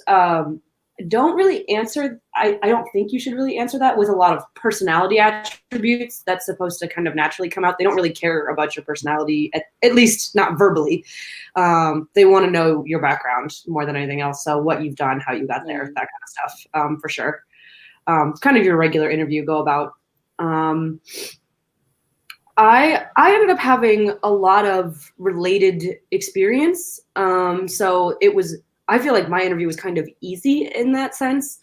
They could ask me a lot of those questions. So first and foremost, I think this is a universal experience. You guys can back me up or deny me, depending on the situation. But the first 5 minutes of your interview is going to be the easiest thing ever, because they have, I think, a routine set list of like very technical questions they have to get through. Pretty much straight-laced yes or no questions. You know, are you willing to drive a car? Do you have any dietary restrictions? Just very fact-checking kind of stuff, which I appreciated because I've kind of felt like I got eased into it. They're easy questions that you don't have to prepare for. They're just things that you should just know. Mine ended up turning into a good liaison for, they asked me about my dietary restrictions. Because I do have some. Back in November last year, was diagnosed with celiac disease. So I have a whole new set of foods that I can't or can't eat. Otherwise, my body will literally try to consume me from the inside out. Yeah. So they wanted to know a lot about that. They wanted to, and I don't think they wanted to know so much about the disease. They wanted to know that I had prepared myself for that. They ultimately what they want to know is that you've thought about it. Whether you have the correct answer or not is irrelevant to them. They just want to know that you've at least considered the options on how to deal with those situations. So they talked about my dietary restrictions a bit. They asked me a lot of questions. In my fall semester of my junior year, I actually studied abroad in Japan. So I lived here for 5 months studying language and culture in the Kyoto area. So that was a very obvious segue. They asked me, kind of what I did, how I got, what I had learned there, what my experience was the first time around, all that jazz. Language questions. They had a couple Japanese language questions. I did not get asked the infamous, will you give us a lesson question, but I also think, again, that kind of has to do with my consulate a little bit. My consulate is one of the larger ones out of the US. I came from the Chicago area, or at least my consulate itself was, not where I live, but they get a ton of people, like a huge chunk of the US applicants come from the Chicago area. And so I think some of those questions, or some of the ones that require a little more time, like the mock lesson, just don't happen as frequently in those ones. So if you're from the Chicago area, you might not get asked, but don't bank on that, obviously. But yeah, so I didn't get asked that question. Yeah, how I deal with culture shock. Yeah, I think that's kind of it. Kind of the full roundhouse, again, mostly culture related, and just everyday work. So. Yeah, I didn't get asked to do a mock lesson either, and like I chatted to some other people that are outside it, like even after, and I think some people did get hit with that, but yeah, I didn't get like, oh, like just teach this for us now. Here's a whiteboard. There wasn't actually anything in the room. So when I looked around, there was no whiteboard. I was like, will I get asked? Like, I don't know, because like I heard about that from obviously online and stuff, and was freaking out about that. And I was like, I don't really have any teaching experience like for English. Well, yeah, I didn't get it, but they did see that I did like an online TEFL course, and what they did is they had these sentences, just English sentences, and then I just had to say whether it was grammatically correct or not. But I felt like most of the ones that he was holding up and I had to say were like correct or not, like most of them were fine. And then like everyone, there was like 4 in a row that I thought were fine. And then I was like, no, maybe they're not. Like I'm saying like that all of these are okay. Like I was freaking out internally. I was like, maybe these are all wrong. But I think they have to do that because like you could just be like a native speaker, but you know, your sentence structure, if you're asked to like think about something like that, could be absolutely woeful. I think so. Yeah. Yeah, kind of the key thing is to remember to just try to make yourself seem flexible and adaptable. That's really what they're kind of looking for. Oh, in terms of placement, I also got the typical "what if you're not, you know, where you want to be" kind of thing. Like I think they asked me, because I originally said Kyoto just because I knew that area and I had been there before and I liked the history. And they're like, well, what if you got put in the middle of Hokkaido? And I was like, well, I guess I better learn how to ski. Like, just proving that you can adapt to a situation that's not in your control is really what they care for. And or that you're not bothered about it. Yeah, exactly. The questions in regard to also like how you deal with stress if you disagree with your JTE, or if your JTE is teaching a grammar point wrong, how do you deal with it? They're also paying attention for like your ability to potentially like confront something, but in a professional way, but also in a way like it's very important to remember that as an ALT, you are a secondary teacher. The JTE is the lead, and they have the ultimate end-all say-all in a classroom. And it is perfectly professional and encouraged for you to have a good relationship with your JTEs. And if you notice that they're like teaching a grammar point wrong, or you're doing something, that you can have those conversations with them. But ultimately, if there's a particular way that they want to do things, you have to acknowledge that you are second in command. And so that's another thing I think that they look for in the interview. Some of those questions are going to be aimed at, if you basically know something's wrong, but you wanted to do something about it, would you seize control or would you step back? Like, it's kind of a delicate balance, but that's another part of it, for sure. Yeah, I got asked that question as well. Basically what I said was, I would bring it up to them once class was ended. I would not step in while they were teaching, but I would try to address it afterward. That's a good answer. Yeah. Yeah, so much of it, I agree with you guys. It's just about being flexible, because you have to be so flexible in this job. Just things are thrown at you all the time, and that's what they're looking for, is that flexibility. You know, I have known some people who have come in here who have not been flexible, and they honestly don't last very long in my experience. I'm not saying everybody, but just the people I've known who have been like that and who've come in and you're like, dang, like, how did you make it through the interview? You're so set in your ways, and that's not what they're looking for. And then it turns out they last like a year. So yeah. And it's not that they don't want to be here. It's just that they get here, I think, and they find that things are different than they anticipated. So, Yes. like, going back to what you guys said, it's just so much about, like, you have to be flexible. You have to acknowledge that, like, oh, maybe I'm not so flexible. Maybe I should work on that, you know? Yeah.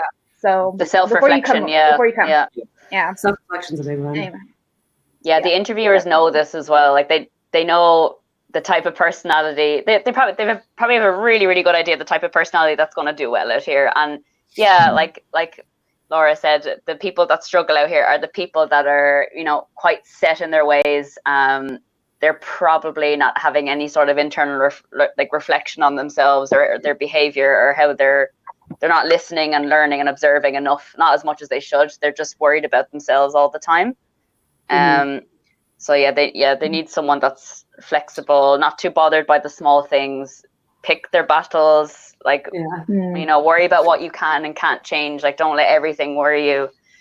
Yeah, that kind of thing. And the interviewers know all this, when they're gauging your answers and your personality, they're trying to look for those kind of traits. Yeah. The other thing too about with some of the flexibility, this is obviously not verbatim. Like there's tons of people with different personalities, but I also find that if you don't, they didn't ask a lot of super teachery questions, but they also know that not a lot of people have formal teaching education who take on these jobs.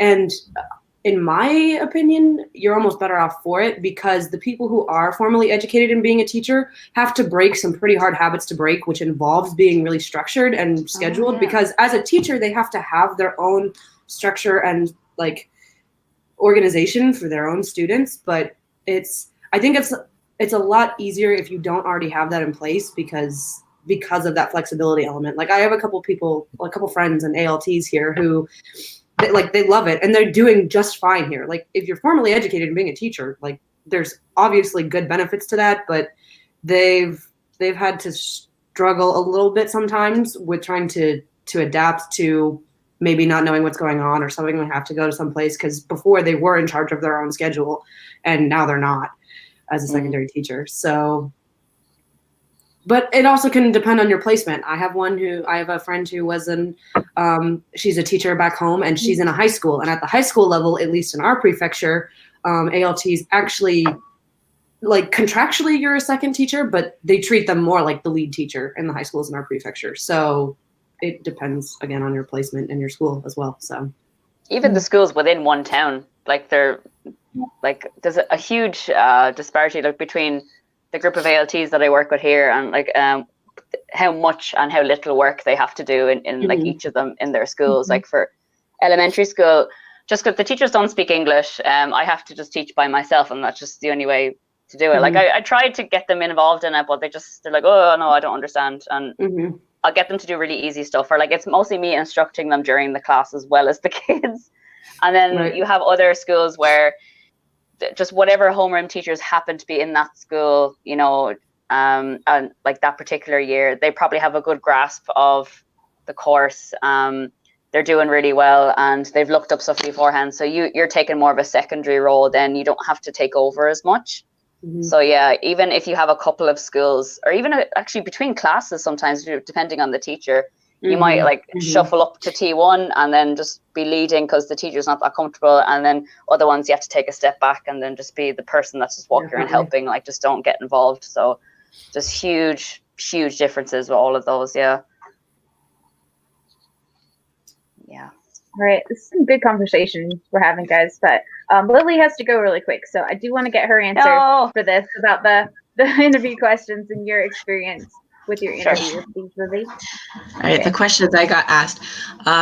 So I first walk in there, they're just like, hey, how are you? I'm like, I'm good. And they're like, all right, immediately Japanese. And I was like, okay. So they're just like, we're just going to get this Japanese out of the way.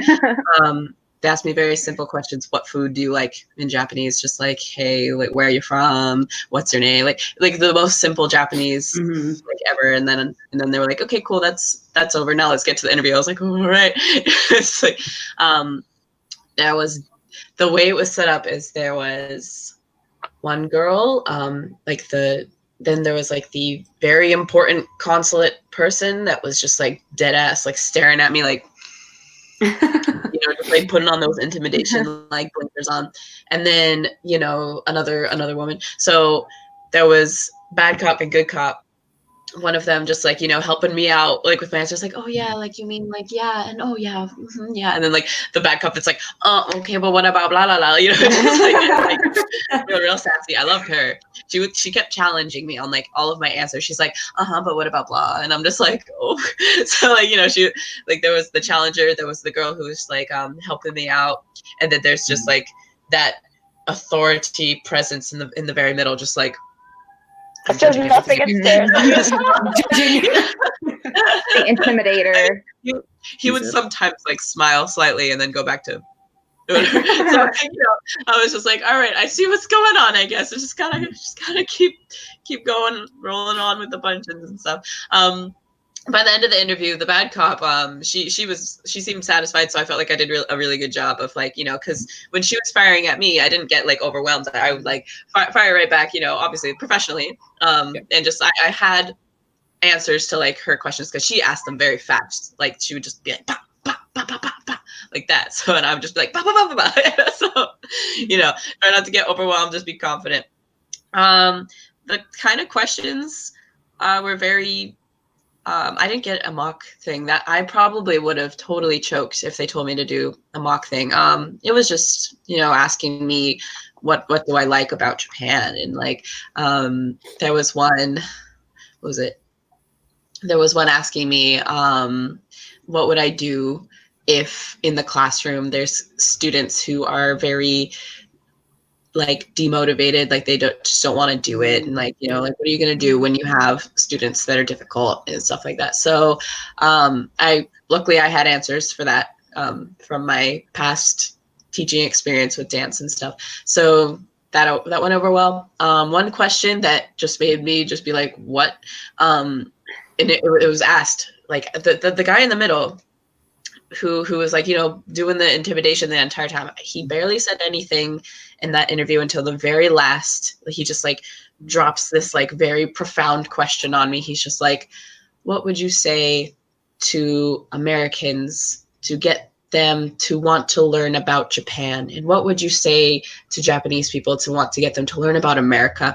And I was like, this is like an essay question that like I need like a lot of like, thinking about. I need to like really, like it was so hard for me to just think of something right on the spot of like what to say to that. I'm like, this is something that needs a lot of thought, I feel. So I mean, I did my best. I kind of felt like I was just like at that part.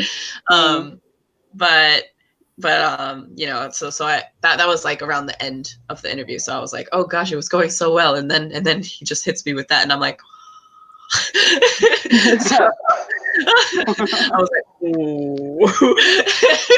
But it seemed fine though, obviously. I mean, I'm here. I'm here. The motto. Yeah, the stuff that was asked in the interview, a lot of similar things, what you guys were asked. Just definitely be prepared for situational questions. What would you do in this situation? What would you do in that situation? Try to think of things to say. And just eat the whale. Yep. Yeah, that's all I got. Be confident. If there's a good cop, bad cop situation, don't let it intimidate you. Show like, okay, it's fine. Yeah, because that seems to be pretty common. Yeah. And that's it. Yay! Thank you so much. Yay. Okay. So And Bye. yes, Dino has to go. Yes, Lily has to depart from us now. So thank you so much for joining us, Lily. Thank you. And Thanks, Lily will probably be back for another, because I think we're going to do another live stream, probably like after the new year sometime, like after interviews maybe are over, so you guys can focus on them. And we will continue with this. But for now, Lily, bye. Bye. Thanks for having me, guys. Yes. Lily and I are actually going to be on the flight home together for Christmas. It's great. Oh yeah. Yeah. You on that plane? Yeah. All right. Bye. Okay. Oh, we all get big screens now. And then Now you can see my face better. then number 4. You can see Amy's ceiling. And like, oh, more of my Plushies. My Mongolia flag. I know you can see the my lovely kitchen, my Mount Fuji walking sticks.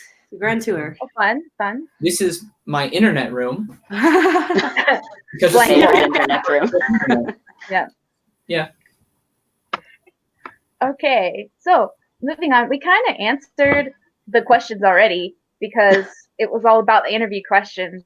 But then maybe if there's anything you guys want to add about, like what kind of questions were difficult for you, or was there anything that you felt like you were unprepared for, or something that maybe went well or went poorly, like anything that you haven't said yet that you might just want to throw in there. Yeah. I got one. Amy? Or okay, Meg, you go ahead. Okay.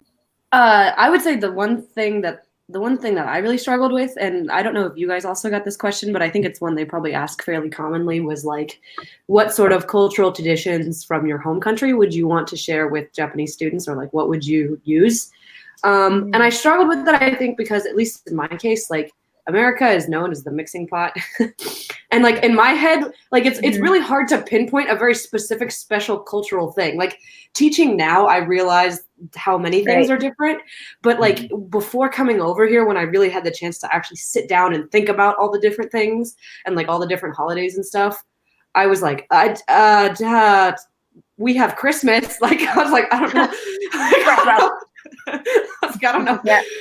I mean, I ended up talking about different holidays and maybe celebrating them and like all that kind of stuff, but it's obviously not relevant. There's some places that have very, very popular cultural differences, but I feel like because America is so big and such a mixed bag of whatever, I really didn't know how to answer that. So I would consider that as one of the things to think about, is think about a cultural like aspect from wherever you're from and how you would use that in Japan, or how to teach Japanese children, I think is probably a good one to have at least in the back of your mind. So looking back. Yeah, I agree. Go ahead, Duncan. Sorry. I was just going to say, so looking back, I probably would have prepared more for like the quote unquote curveball questions that they throw. So in my interview, I got asked, what would you do if a Japanese person came up to you and started like vehemently questioning you why all Americans love Donald Trump? Oh, And like how you would respond to that. I know some other people get asked the question of, what will you do if a like third grade elementary student asks you, why did America drop a bomb on Japan? And like, from what I understood, like at least the people I talked to, all of us got some kind of question on those lines of difficult, where there's not really a clear good answer for how you go about that. And I wish I had spent more time thinking about just a kind of a little better variety of those. I had prepared for maybe one or two, but I wish I had prepared less for a specific question and more just a general, a general like opinion. I also think, again, it's in those situations, if it happens, try not to freak out too much in the interview, because kind of like I mentioned in some of the other things before, it's less about what your actual physical answer is and more about how you react to that scenario and situation. They're gauging your body language and how you approach the situation as opposed to your actual answer. Yeah, like be confident in what you say. Yeah, for sure. Be yourself too, by the way. Like, don't be afraid. Like, I don't know. It's like so many people, I think, feel like they have to be someone they're not. And that's, in my opinion, not the way to go about it. Like, you need to still be yourself. Like, obviously, you need to have a certain level of professionalism, but it's your personality that is constantly at your job every day. And you can't put on a facade in an interview and then expect everything to go splendidly well in school when suddenly your personality is back to what you typically are. So you need to be yourself, smile a lot. They like when people smile. And I also, the other thing too, if they ask you a difficult question, or if they ask you a question that you maybe think your answer is a negative answer, I also think not a bad thing to admit to your faults, so long as you have an alternative backup. So, I mean, you can't not everyone's perfect, and they're not expecting you to be perfect, so you don't need to have the answer to everything. But if they ask you a question and your answer is, well, maybe I'm not so good at X thing, but this is what I've been doing to make it better, that's a good answer too. Like, you don't need to bar yourself from admitting to things that are either not good or not in your control, so long as you prove that you've thought about a solution. So God, it's heavy good questions advice, there. Yeah. That's actually surprised me. Like, I feel like you guys getting asked about, like, oh yeah, why did America drop a bit? Like, that's insane. And it's such a heavy thing to ask in like an interview, and they're trying to gauge your like positive personality, and then just like, boom, like, what would you do if? And it's just, I know that seems really intense to me. I don't think I got like a very very heavy question like that. I think the one that I like I don't think I prepared well for, if they asked me, it was similar to kind of Meg's question, like, how would you integrate like Irish culture into the classroom? And like, I was just like I had no idea what to say.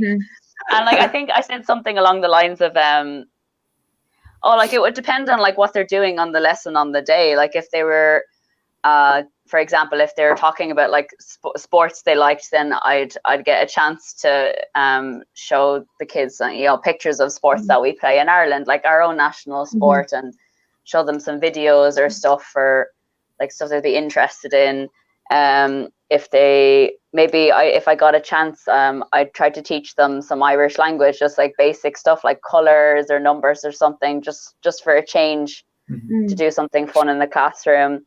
So like, I think for those, if I had like specific examples kind of outlined in my head, I probably would have done that a bit better. But like, for just, I don't know, it's such a reasonable question to be asked. Like, I mean, it's a good question, but I didn't think about anything like that at all. Like the practical, bringing your culture into the classroom. And like, obviously now, like, we all know how to do it, like through self-introductions and things like that. But I don't throw Irish culture into every single classroom. Like, I don't have time for that.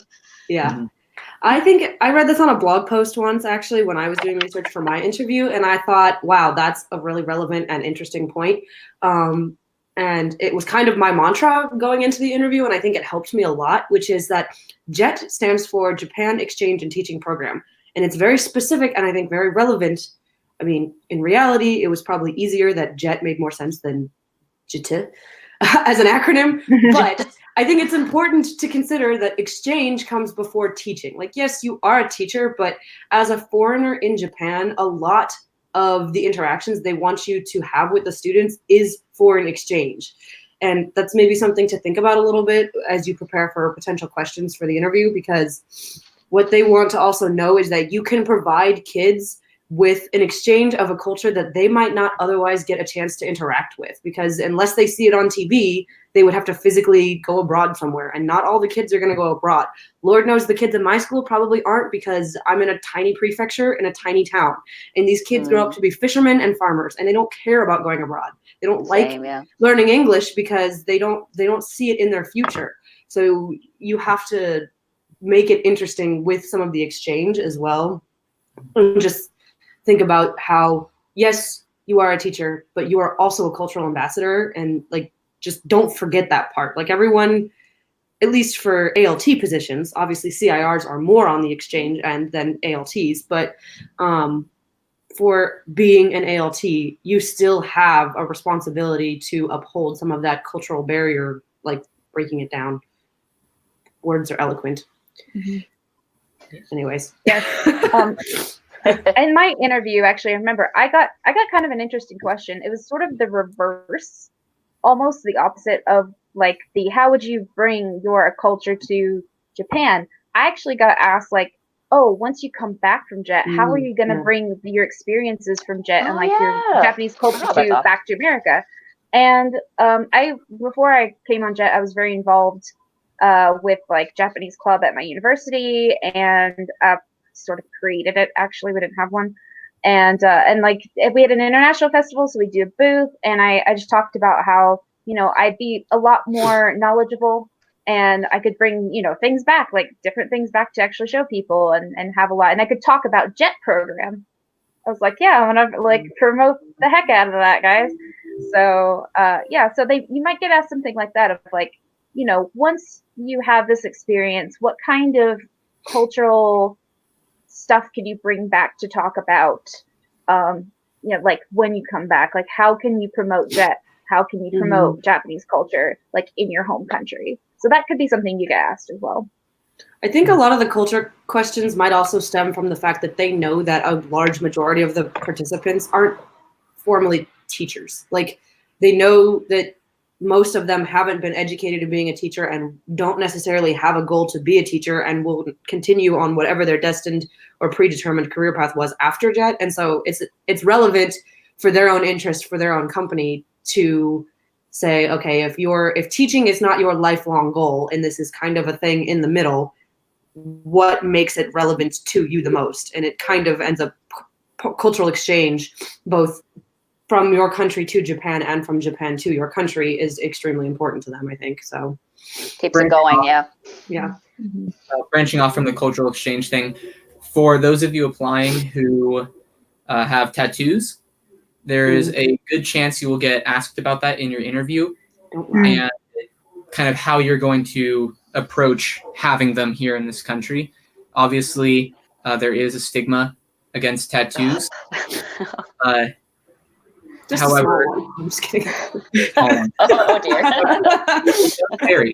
It does vary depending on where you're at. Oh yeah, for sure. For example, my placement, my first day in the schools, I was encouraged to never cover them and to show them off. Oh, and really? My teacher, I wish.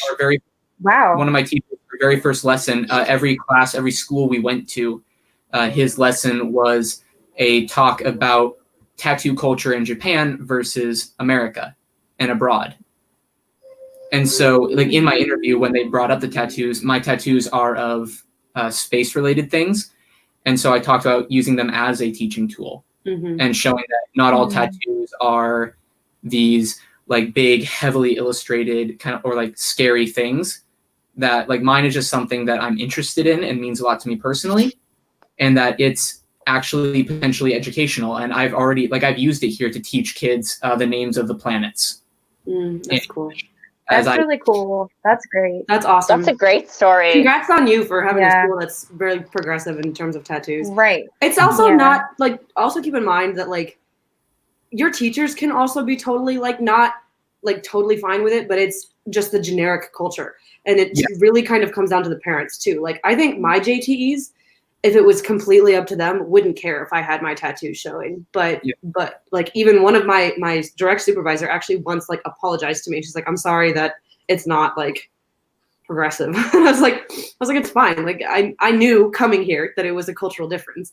Right. So, like my schools and my BOE are very progressive about it, but like the onsen on the island, I would have to put them up there. Like that's not right. Yeah. So it's definitely Pro tip about things that you think are taboo, by the way, on the interview. If they ask you something and you're like wondering, like specifically about tattoos, I get this a lot. A lot of people will ask me, they're like, oh, well, if it's like, even if it's never visible, like say they have like something like on their lower back that would never be seen by the students, they're like, should I say that I have it? And I'm like, yes. Don't lie about tattoos, because if they find out about them later, you're going to be in much bigger trouble.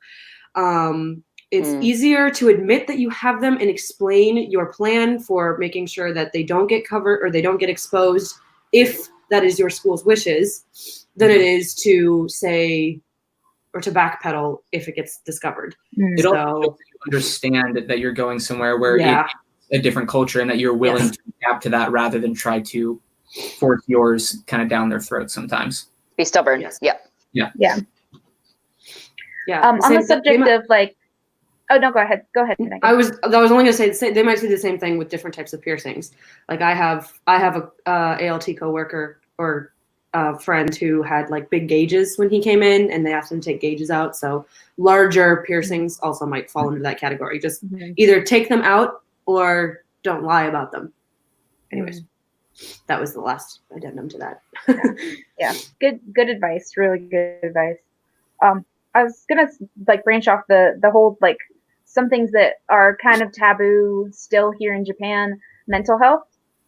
You might get asked about mental health, especially if you put on your application that you were treated for things like depression or anxiety or other like mental health issues, which I believe you are required to put on there. You're supposed to get the doctor's form like filled out and everything. I know for me, I'll just tell you personally, I was treated for depression back in the day, and so I had to put it down on there. I really was conflicted about whether or not to put it on there, but I was so scared that they were going to find out and then be like, you lied on your application, we're going to deport you. So I just went ahead and did it and put it down for safety's sake. I think like just going off like the tattoo and the piercing thing, even if you're like, oh, they're not going to find out, just go ahead and put it down for safety's sake, guys. Just do it. So for like the mental health thing, they did ask me a question in my interview. I wasn't expecting it, but it was fine. It was just more like, okay, we saw on your application, they were really nice about it. They're like, so we're going to bring this up. We did see on your application that you were treated for depression. And they said, how is that going right now? And I said, well, that was like over a year ago. I'm doing very well now. And, I'm feeling good. And they said, okay, well, what if you were in Japan living and it came up again? How would you deal with that? Especially if you were in a more rural area where you might not have the resources. So I did have to think a little quickly because I wasn't expecting this kind of question. And I think I said something like, I would, keep in touch with my family, keep in touch with my friends, like have a good support system.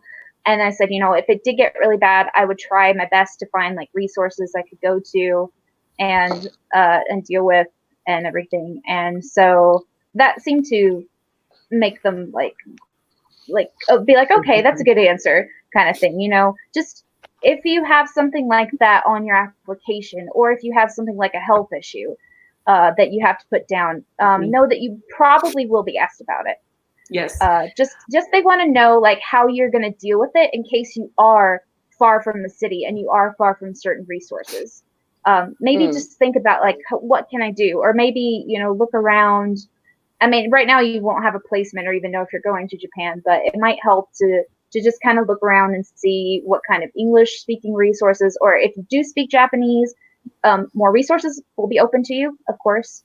And just kind of, maybe like look around and see what other people have said about it, about like, oh, I have certain health issues, where can I go? How can I deal with this? Just know it might come up in your interview. I think people are afraid to answer those questions because they think it's going to discredit them or disqualify them. No, just know that they don't ask Yeah. that to disqualify you. They're not using it as an elimination. Yeah. They're not saying, oh, this person has tattoos and piercings, they can't be a teacher. They're asking because they want to know how you will deal with the situation when it arises. Exactly kind of what Laura said with her situation. They didn't care that she had a mental disability or had history with a mental disability.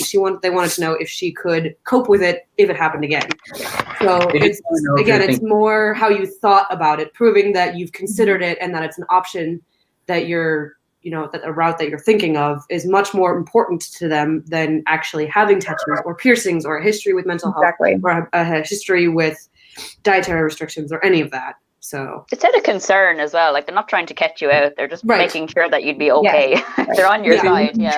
Drop you in the middle of nowhere, and then all of a sudden have something crop up that you just can't deal with. Right. Mm-hmm.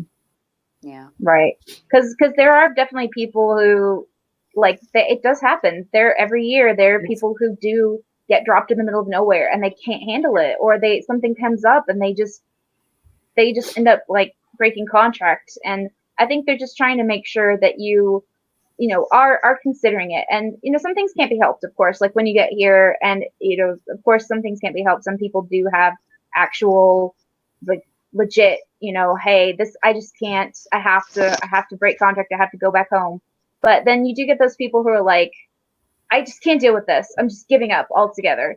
And then, they want people who just are more, stick it to the man. This is what they're looking for. Yeah, they're just like, okay, I can try to deal with this, or I'll just try my best and try to find resources, just to help me with whatever issues that I face. And I think one really cool thing about Jet, one thing I really, really love about Jet, is there is a fairly decent support system in place. Really is. In comparison to other places, especially. Right, in comparison to other companies and things. I feel like, for me personally, Jet has had such a good support system, and I've been very, very thankful for that. So there's a lot of resources out there, a lot of people who you can definitely go to if you have an issue. So The thing is, but yeah. yeah, the You thing could is, oh, sorry. no, you can go ahead, Amy. Yeah. Oh no, it was just saying that like you could bring that back in your interview, being like, well, like, this is why I'm here. This is the company that I want to go with because the resources are there, and I feel like I have that support system because you're like it's so established. So like you can change it into like a nice positive answer for them. So yeah, that was it. Right. Yeah. You're good. Yeah. I was gonna say Very the other good. thing is, yeah, for parts of this, they as a jet, especially once you're over here, you are just like any other company. This isn't unique to Jet, but I mean, you're here on a contract basis, and they have spent time and money in your investment in making sure that you get here. Like, there's a lot of expenses covered. Well, I guess I shouldn't say a lot of expenses, but there is a specific amount of coverage, and so part of it is also, yes, the resources are there to help you because they want you to succeed. Like, I think, again, so many people are afraid that even the smallest things will cut them from the running, but like they've spent so much time into helping you get structured into getting over here and money to get you over here, and all that kind of stuff. Like, the schools pay for this, that they want to continue to put that investment in to ensure that you stay happy. Like, they don't want you to get upset and leave. Like, Yeah. So it's part of that process as well, so their support systems are relatively good for that specific reason. Got to keep you. Yeah. So. All right. Okay. Yeah. All right. That was really good talk about the interview, questions and everything. So we kind of answered like the questions that we had that are in line. We've kind of like piecemeal questions, like answer that. Yeah. Bit by bit. Yeah. That's totally fine. Yeah. So I'm gonna skip to the last question because I feel like it kind of comes a little bit before the second to the last question. Like the next question is like, what's your personal advice for the interview? So let's say that till the end and you guys can give your advice. But the second to last question, I guess, would be, so like after interviews are over, so what kind of things could you do like before results are announced? Like how do you spend your waiting time? Oh boy. Amy, do you want to start us off with that? The waiting time after the interview, is it? Yes. Okay. I have to go back to work. I hadn't time to so I was working in Sky at the time, and I was on shift work, and I was switching between evenings and mornings and stuff, and I'd have to work most weekends. So I kind of did the interview and then like went back to my town and just continued working, like spending time with my housemates, like living in a shared house at the time. And just like I don't think I did anything special. I just tried to forget about it because because at the time I thought the interview went bad, then I don't want to think about it. I was just like, look, I'm just gonna push this to the back of my head and wait for the letter or the email or whatever to come through, and I'll deal with it then. So I think I don't know like how people would deal with it, but my way was just to like, okay, I have to work now. I'm just gonna put this to the side until it crops back up again. But that was me. Oh yeah. Yeah. All right, Duncan. So how about you? What did you do in between the interview and like waiting for the results? How can you spend your waiting time? I know a lot of Jets are still in school when they apply. I was. So I went back to class. I had another semester to finish up, and a lot of it was just spent studying. And honestly, it was really easy to put the interview out of my mind at that point. Because once again, like, it's over, it's done with. There's nothing you can really do but wait. And I had other things that I needed to focus on. I will say, at least for those American Jets, please, after the interview, I know you don't know if you're in yet, do the background check. Yes. For the FBI, get your fingerprints, do the background check, file for tax form 886 whatever, because those things take some real time to show up. And if you wait until after you get the results back, you're going to have to pay to like fast track everything. And it makes it way more expensive. Like get started on a passport if you don't already have one. Basically, I would just say be proactive about those things. So when the time comes, if you do get in, you don't have that layer of stress that just like descends on you. Yes, very, very good advice. Yeah, Yeah, very but good especially there were a couple years there, I remember, and this was after I got in, but like at the last few years, it seems like the background check has taken longer or something. yeah. I think it was either last year or the year before. It took so long because of the government shutdown in America that happened. And so even though it had been like a long time between then and like the JET interviews, it still affected it a lot because there was so much backlog. So just for safety's sake, agree with Duncan, like get your background check. Even if you don't know yet that you're going to get in, get that background check done, guys. It's useful stuff to have anyways. You know, other jobs might ask for a background check and other things. I mean, it's not like it'll be lost to the waves of time. Like there are things you could end up using later on, but yeah, they definitely will take forever. Like I kid you not, pretty much everyone in our prefecture waited at least 2 to 3 months for their background check to come through. That's not an exaggeration. It literally took that long. And some people weren't getting them even until like mine. I basically applied for mine as soon as I could. I think it was maybe 2 or 3 weeks after my interview, so I was a little bit behind the curve as opposed to right away. But still, mine showed up at my house the day after my flight to Japan, and I had to have my dad ship it to me so that I could give it to my prefecture when we got. Yeah, I will say it takes a long time.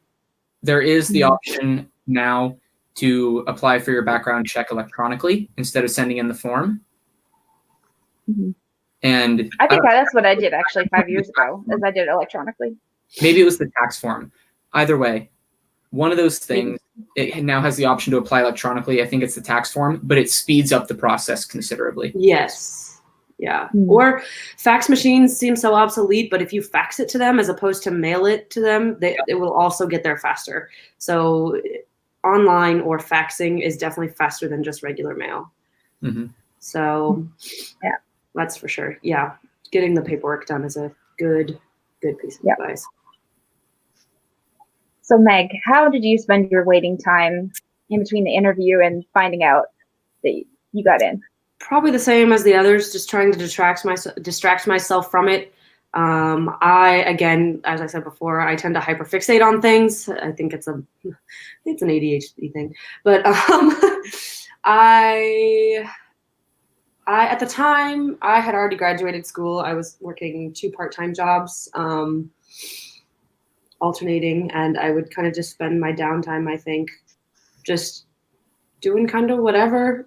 Sometimes for a stint, I did a little bit of I found a website where I could throw like a dart on a map basically, but I threw it just on Japan and then would like research that area just because I obviously had no idea where I was going to be. So, you know, you can do small little things like that to kind of keep you entertained. Like as much as you want to research about where you're going to be, you obviously, without knowing the results, you won't know if you get in and where you will be. And be prepared. It is a waiting game. Even once you get the results back, and if you make it in, you will be waiting yet again for your placements. It's a long process. Yeah, it's a very long process. It basically takes all year.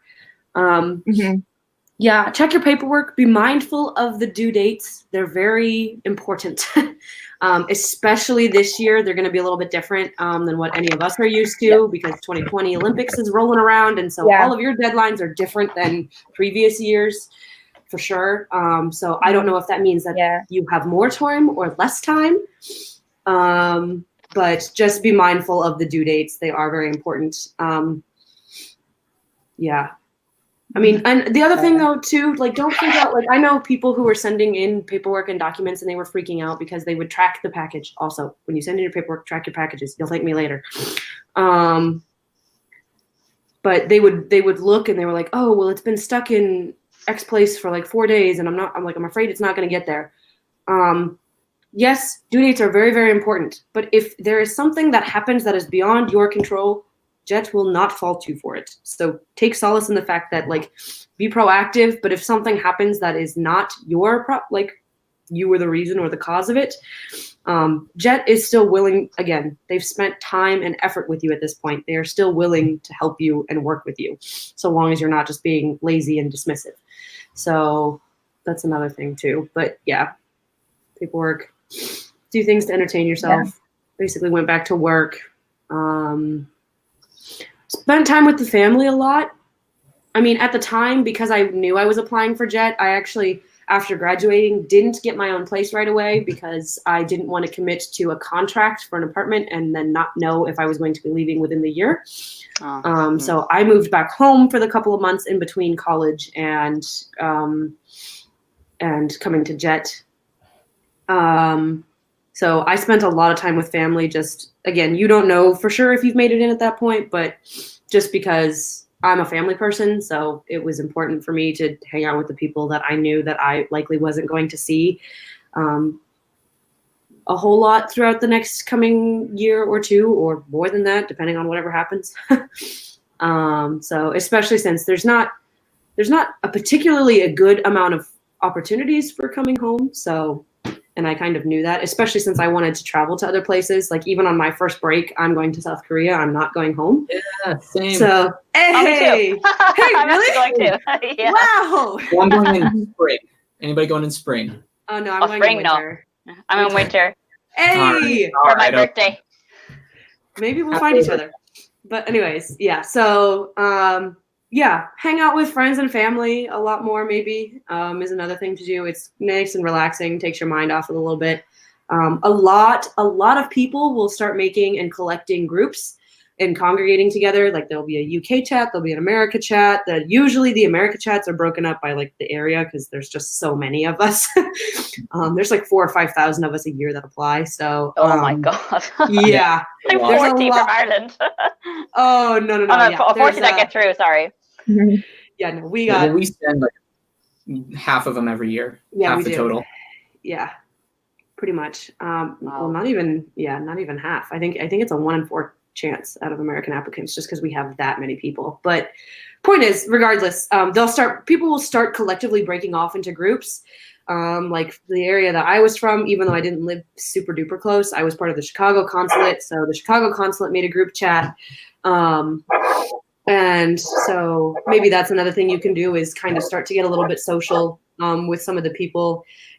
Again, it's more about the sense of camaraderie than it is anything else because all of the people in that group chat, eventually once you find out if you've made it and if you get your placements, the chances of you knowing many people in those group chats that are going to be near you by the time you receive a placement and stuff is very slim. Like most of these people, once the application period's done, you probably won't even talk to again, but you can all commiserate in your misery of waiting together in the meantime. I don't like that. I'm not like that at all. I couldn't commit to that. So, and it's definitely not for everyone, but some people, Yeah.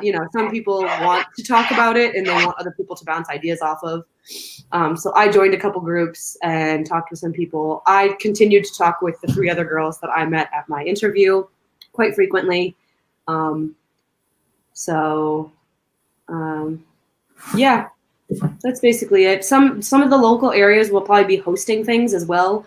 I know the Chicago consulate, again, because we're so big, we have a lot of different events, most of which I couldn't go to because I don't live close enough to Chicago, really. Like, it's a 5-hour drive. So, but like Chicago had some kind of meet and greet things too, where you could just go to, the park and hang out, and you can start to just be social with people who are in a similar situation. So that's another option. Mm-hmm. This is off topic. I have to go in like 5 or 10 minutes. I'm going to a cooking class today. I'm sorry, I'm just watching the clock. Oh, you're okay. good. That's okay. I think we're pretty much done. Just want to throw in my 2 yen.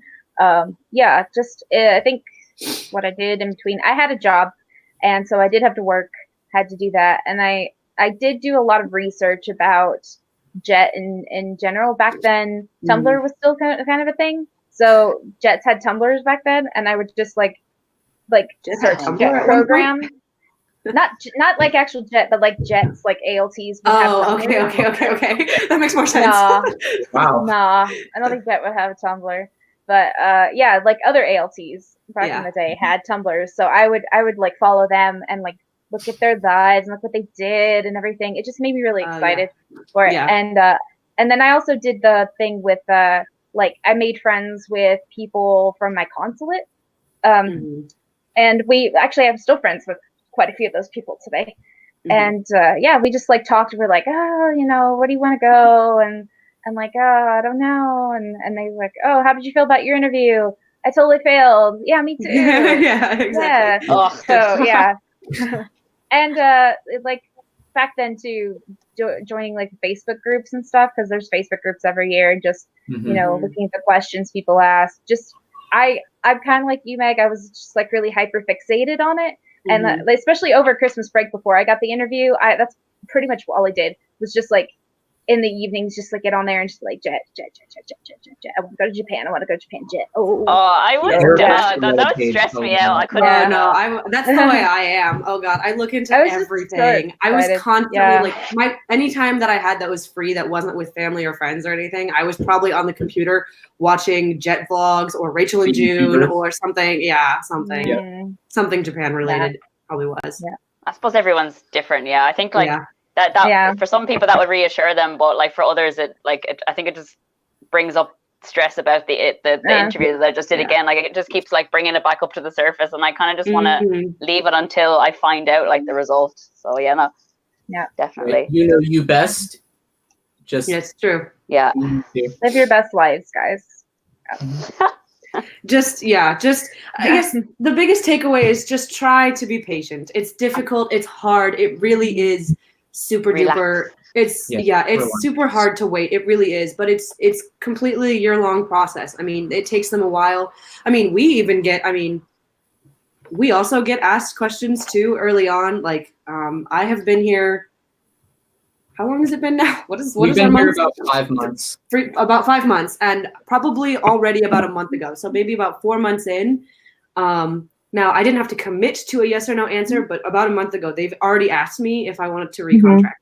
And that's because this is the beginning of the process. They have to start figuring out how many spots they have to fill for the next wave of jets. So it literally takes them just that long to get through figuring out, okay, here's the current jet count, here's how many are leaving, here's how many we need, here's all the different people from these different places, and they obviously want representation as well. So they have to, what's the proportions of what they want from where, and so it's just, the important thing is to just try to be patient. I would recommend subscribing to or following or whatever social media term that the social media site uses.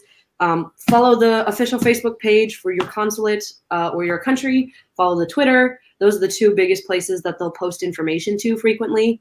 And that's how I think you can kind of keep track of where they're at. I know the Twitter I followed fairly religiously because they didn't just post when they were out. They would say, oh, we've gotten through such and such batch. Like they'd give you like little updates. So you can kind of know roughly where they're at in the process. And that's the best way to keep informed, honestly, because they don't want you contacting them because they got too much on their plate as is. So don't contact them. Yeah. Leave them alone. Just don't. It's a big intricate web that they're stuck in the middle of trying to sort everything out. Yeah. Give them some space. Don't do it, guys. No. So stalk Facebook and Twitter for sure. Their official pages. Yeah. Okay. All right, Amy, do you have to go? I can. Are we going to do the last question now? Well, the last question would just be like any personal advice, like any last advice that you guys want to give. We can do the last question and let Amy go first. So okay, I can do that, and then I'll zoom out. Okay. Just for the interview, is it? Yeah, just for the interview. Like any like advice. Try. This is probably pointless saying this, but like, try to relax, even though you're probably stressed out with the whole application process. Try to relax. And if you're not relaxed, try to pretend that you're relaxed when you're in the interview. They need to see your personality. And if you're really nervous, like you have this wall up and you're not acting the way you normally would. And that's not what they want to see. So like, try your best to stay calm. Try to pause as best you can after they ask a question and then like go into your answer. They actually gave me a bit of feedback at the end of the interview as well, because I asked for it, and they said one of the things that they watch out for is, or maybe it's just in Ireland, I don't know, people's accents and how strong they are, how clearly you speak, how slow you speak.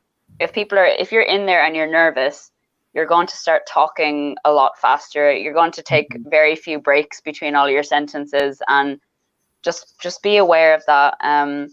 practice in front of the mirror if you have. I know, like, when you go in, your heart is racing. Like, it's hard to stay like stable, but be slow and calm. And if you're stressed, hide it. Just fake that you're calm. Try to try to be as cheerful as you can. And like they want to, like, you might have to be a more of an exaggerated, cheery version of yourself than you'd want to be, because you're just awfully nervous. But like, they do want a cheerful, laid back person that would just be like, they're trying to picture you with the kids, like when they're talking to you, and the students and the teachers, and they're trying to see like how receptive your personality is that way. So like, be friendly, smile as best you can, even though you're nervous. If people forget to smile in there, you know, it's okay to have a bit of a laugh. Like, I mean, there's one or two things that like my interviews like had a giggle at, and you know, it calms down the room a little bit. Like, the tension wasn't as high. So like, mine are all personality and feeling based. I think that's going to be your biggest asset, rather than you memorizing all your answers. But yeah, that's just okay. Good. Yeah, really good advice. Yeah. Thanks so much for having me, guys. I'm going to Thanks for coming, Amy. Zoom Enjoy off your now. cooking class. Change out of my pajamas, get ready for the day. Yeah. Thanks so much for having me, guys. Okay. Great listening to you. All right. Bye.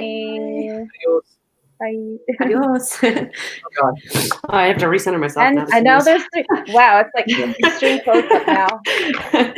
Okay. Right. How does one? Okay, here we go. I was like, how does one angle this It's camera? just like Okay. It's the opposite of what you would expect. Okay. yeah. Yes. It's actually how people see me. And I'm really thrown by that, because I'm not used to seeing myself like that. Oh yeah, Anyway. it's true. It's backwards. Yeah. Yes. Okay, so personal advice, like any last advice? Let's just start with Duncan. Just be yourself. Trust your own preparation. Be calm. Like Amy said, slow down, and just try to relax. That's really all I got. All right. Yeah, I know. Yeah. I know it to Yeah, everyone it's good, listening probably doesn't seem super helpful, but it's kind of. I mean, it's the best that you can kind of do. I think really. You've at this point you have to keep in mind that you've done all that you can. Like, yeah, I can English. Anyways, you've prepared to the point that you're comfortable. You've done basically all the stuff you possibly could have needed to prepare, and what is going to happen is going to happen. And so it seems dumb to just say, just try to relax the best you can, but that is true. To that degree, also, I know that like a lot of people will say this, and we've kind of said it a lot in this little chat too, is like, you know, try to be cheerful, try to do these things. Yes, accurate information, but to a degree, don't try to do it so much to the fact where you think you are not yourself anymore, because what they really want to see is your personality. So please still be yourself. Obviously, like, smiling is really good. Having a Genki, like, super kind of happy attitude definitely helps. But even if you are a more reserved person, just trying to be a little more outgoing than you normally are. You might not be as outgoing as the extrovert next to you, but just putting in that effort to kind of show your personality is really, I think, kind of what matters. I mean, you still need to show them who you are, because that's who you are presenting. That is who they are hiring, is you. They're not hiring a personality. They're not hiring like a rando person off the street. Like, they're hiring you. They want to know you. So trying to stick to yourself as much as you can while still being professional and presenting yourself in such a way, I think is important for the interview. Don't be afraid to be able to ask questions. They don't discourage questions. In fact, they actually encourage questions. Take the opportunity to ask the former jet questions if you want. It shows that you're engaged and you get useful information out of it. So if you think of any questions, if any come up during the interview process, definitely the current, or I keep saying current, the former jet will definitely have some answers for you. I learned some really important stuff.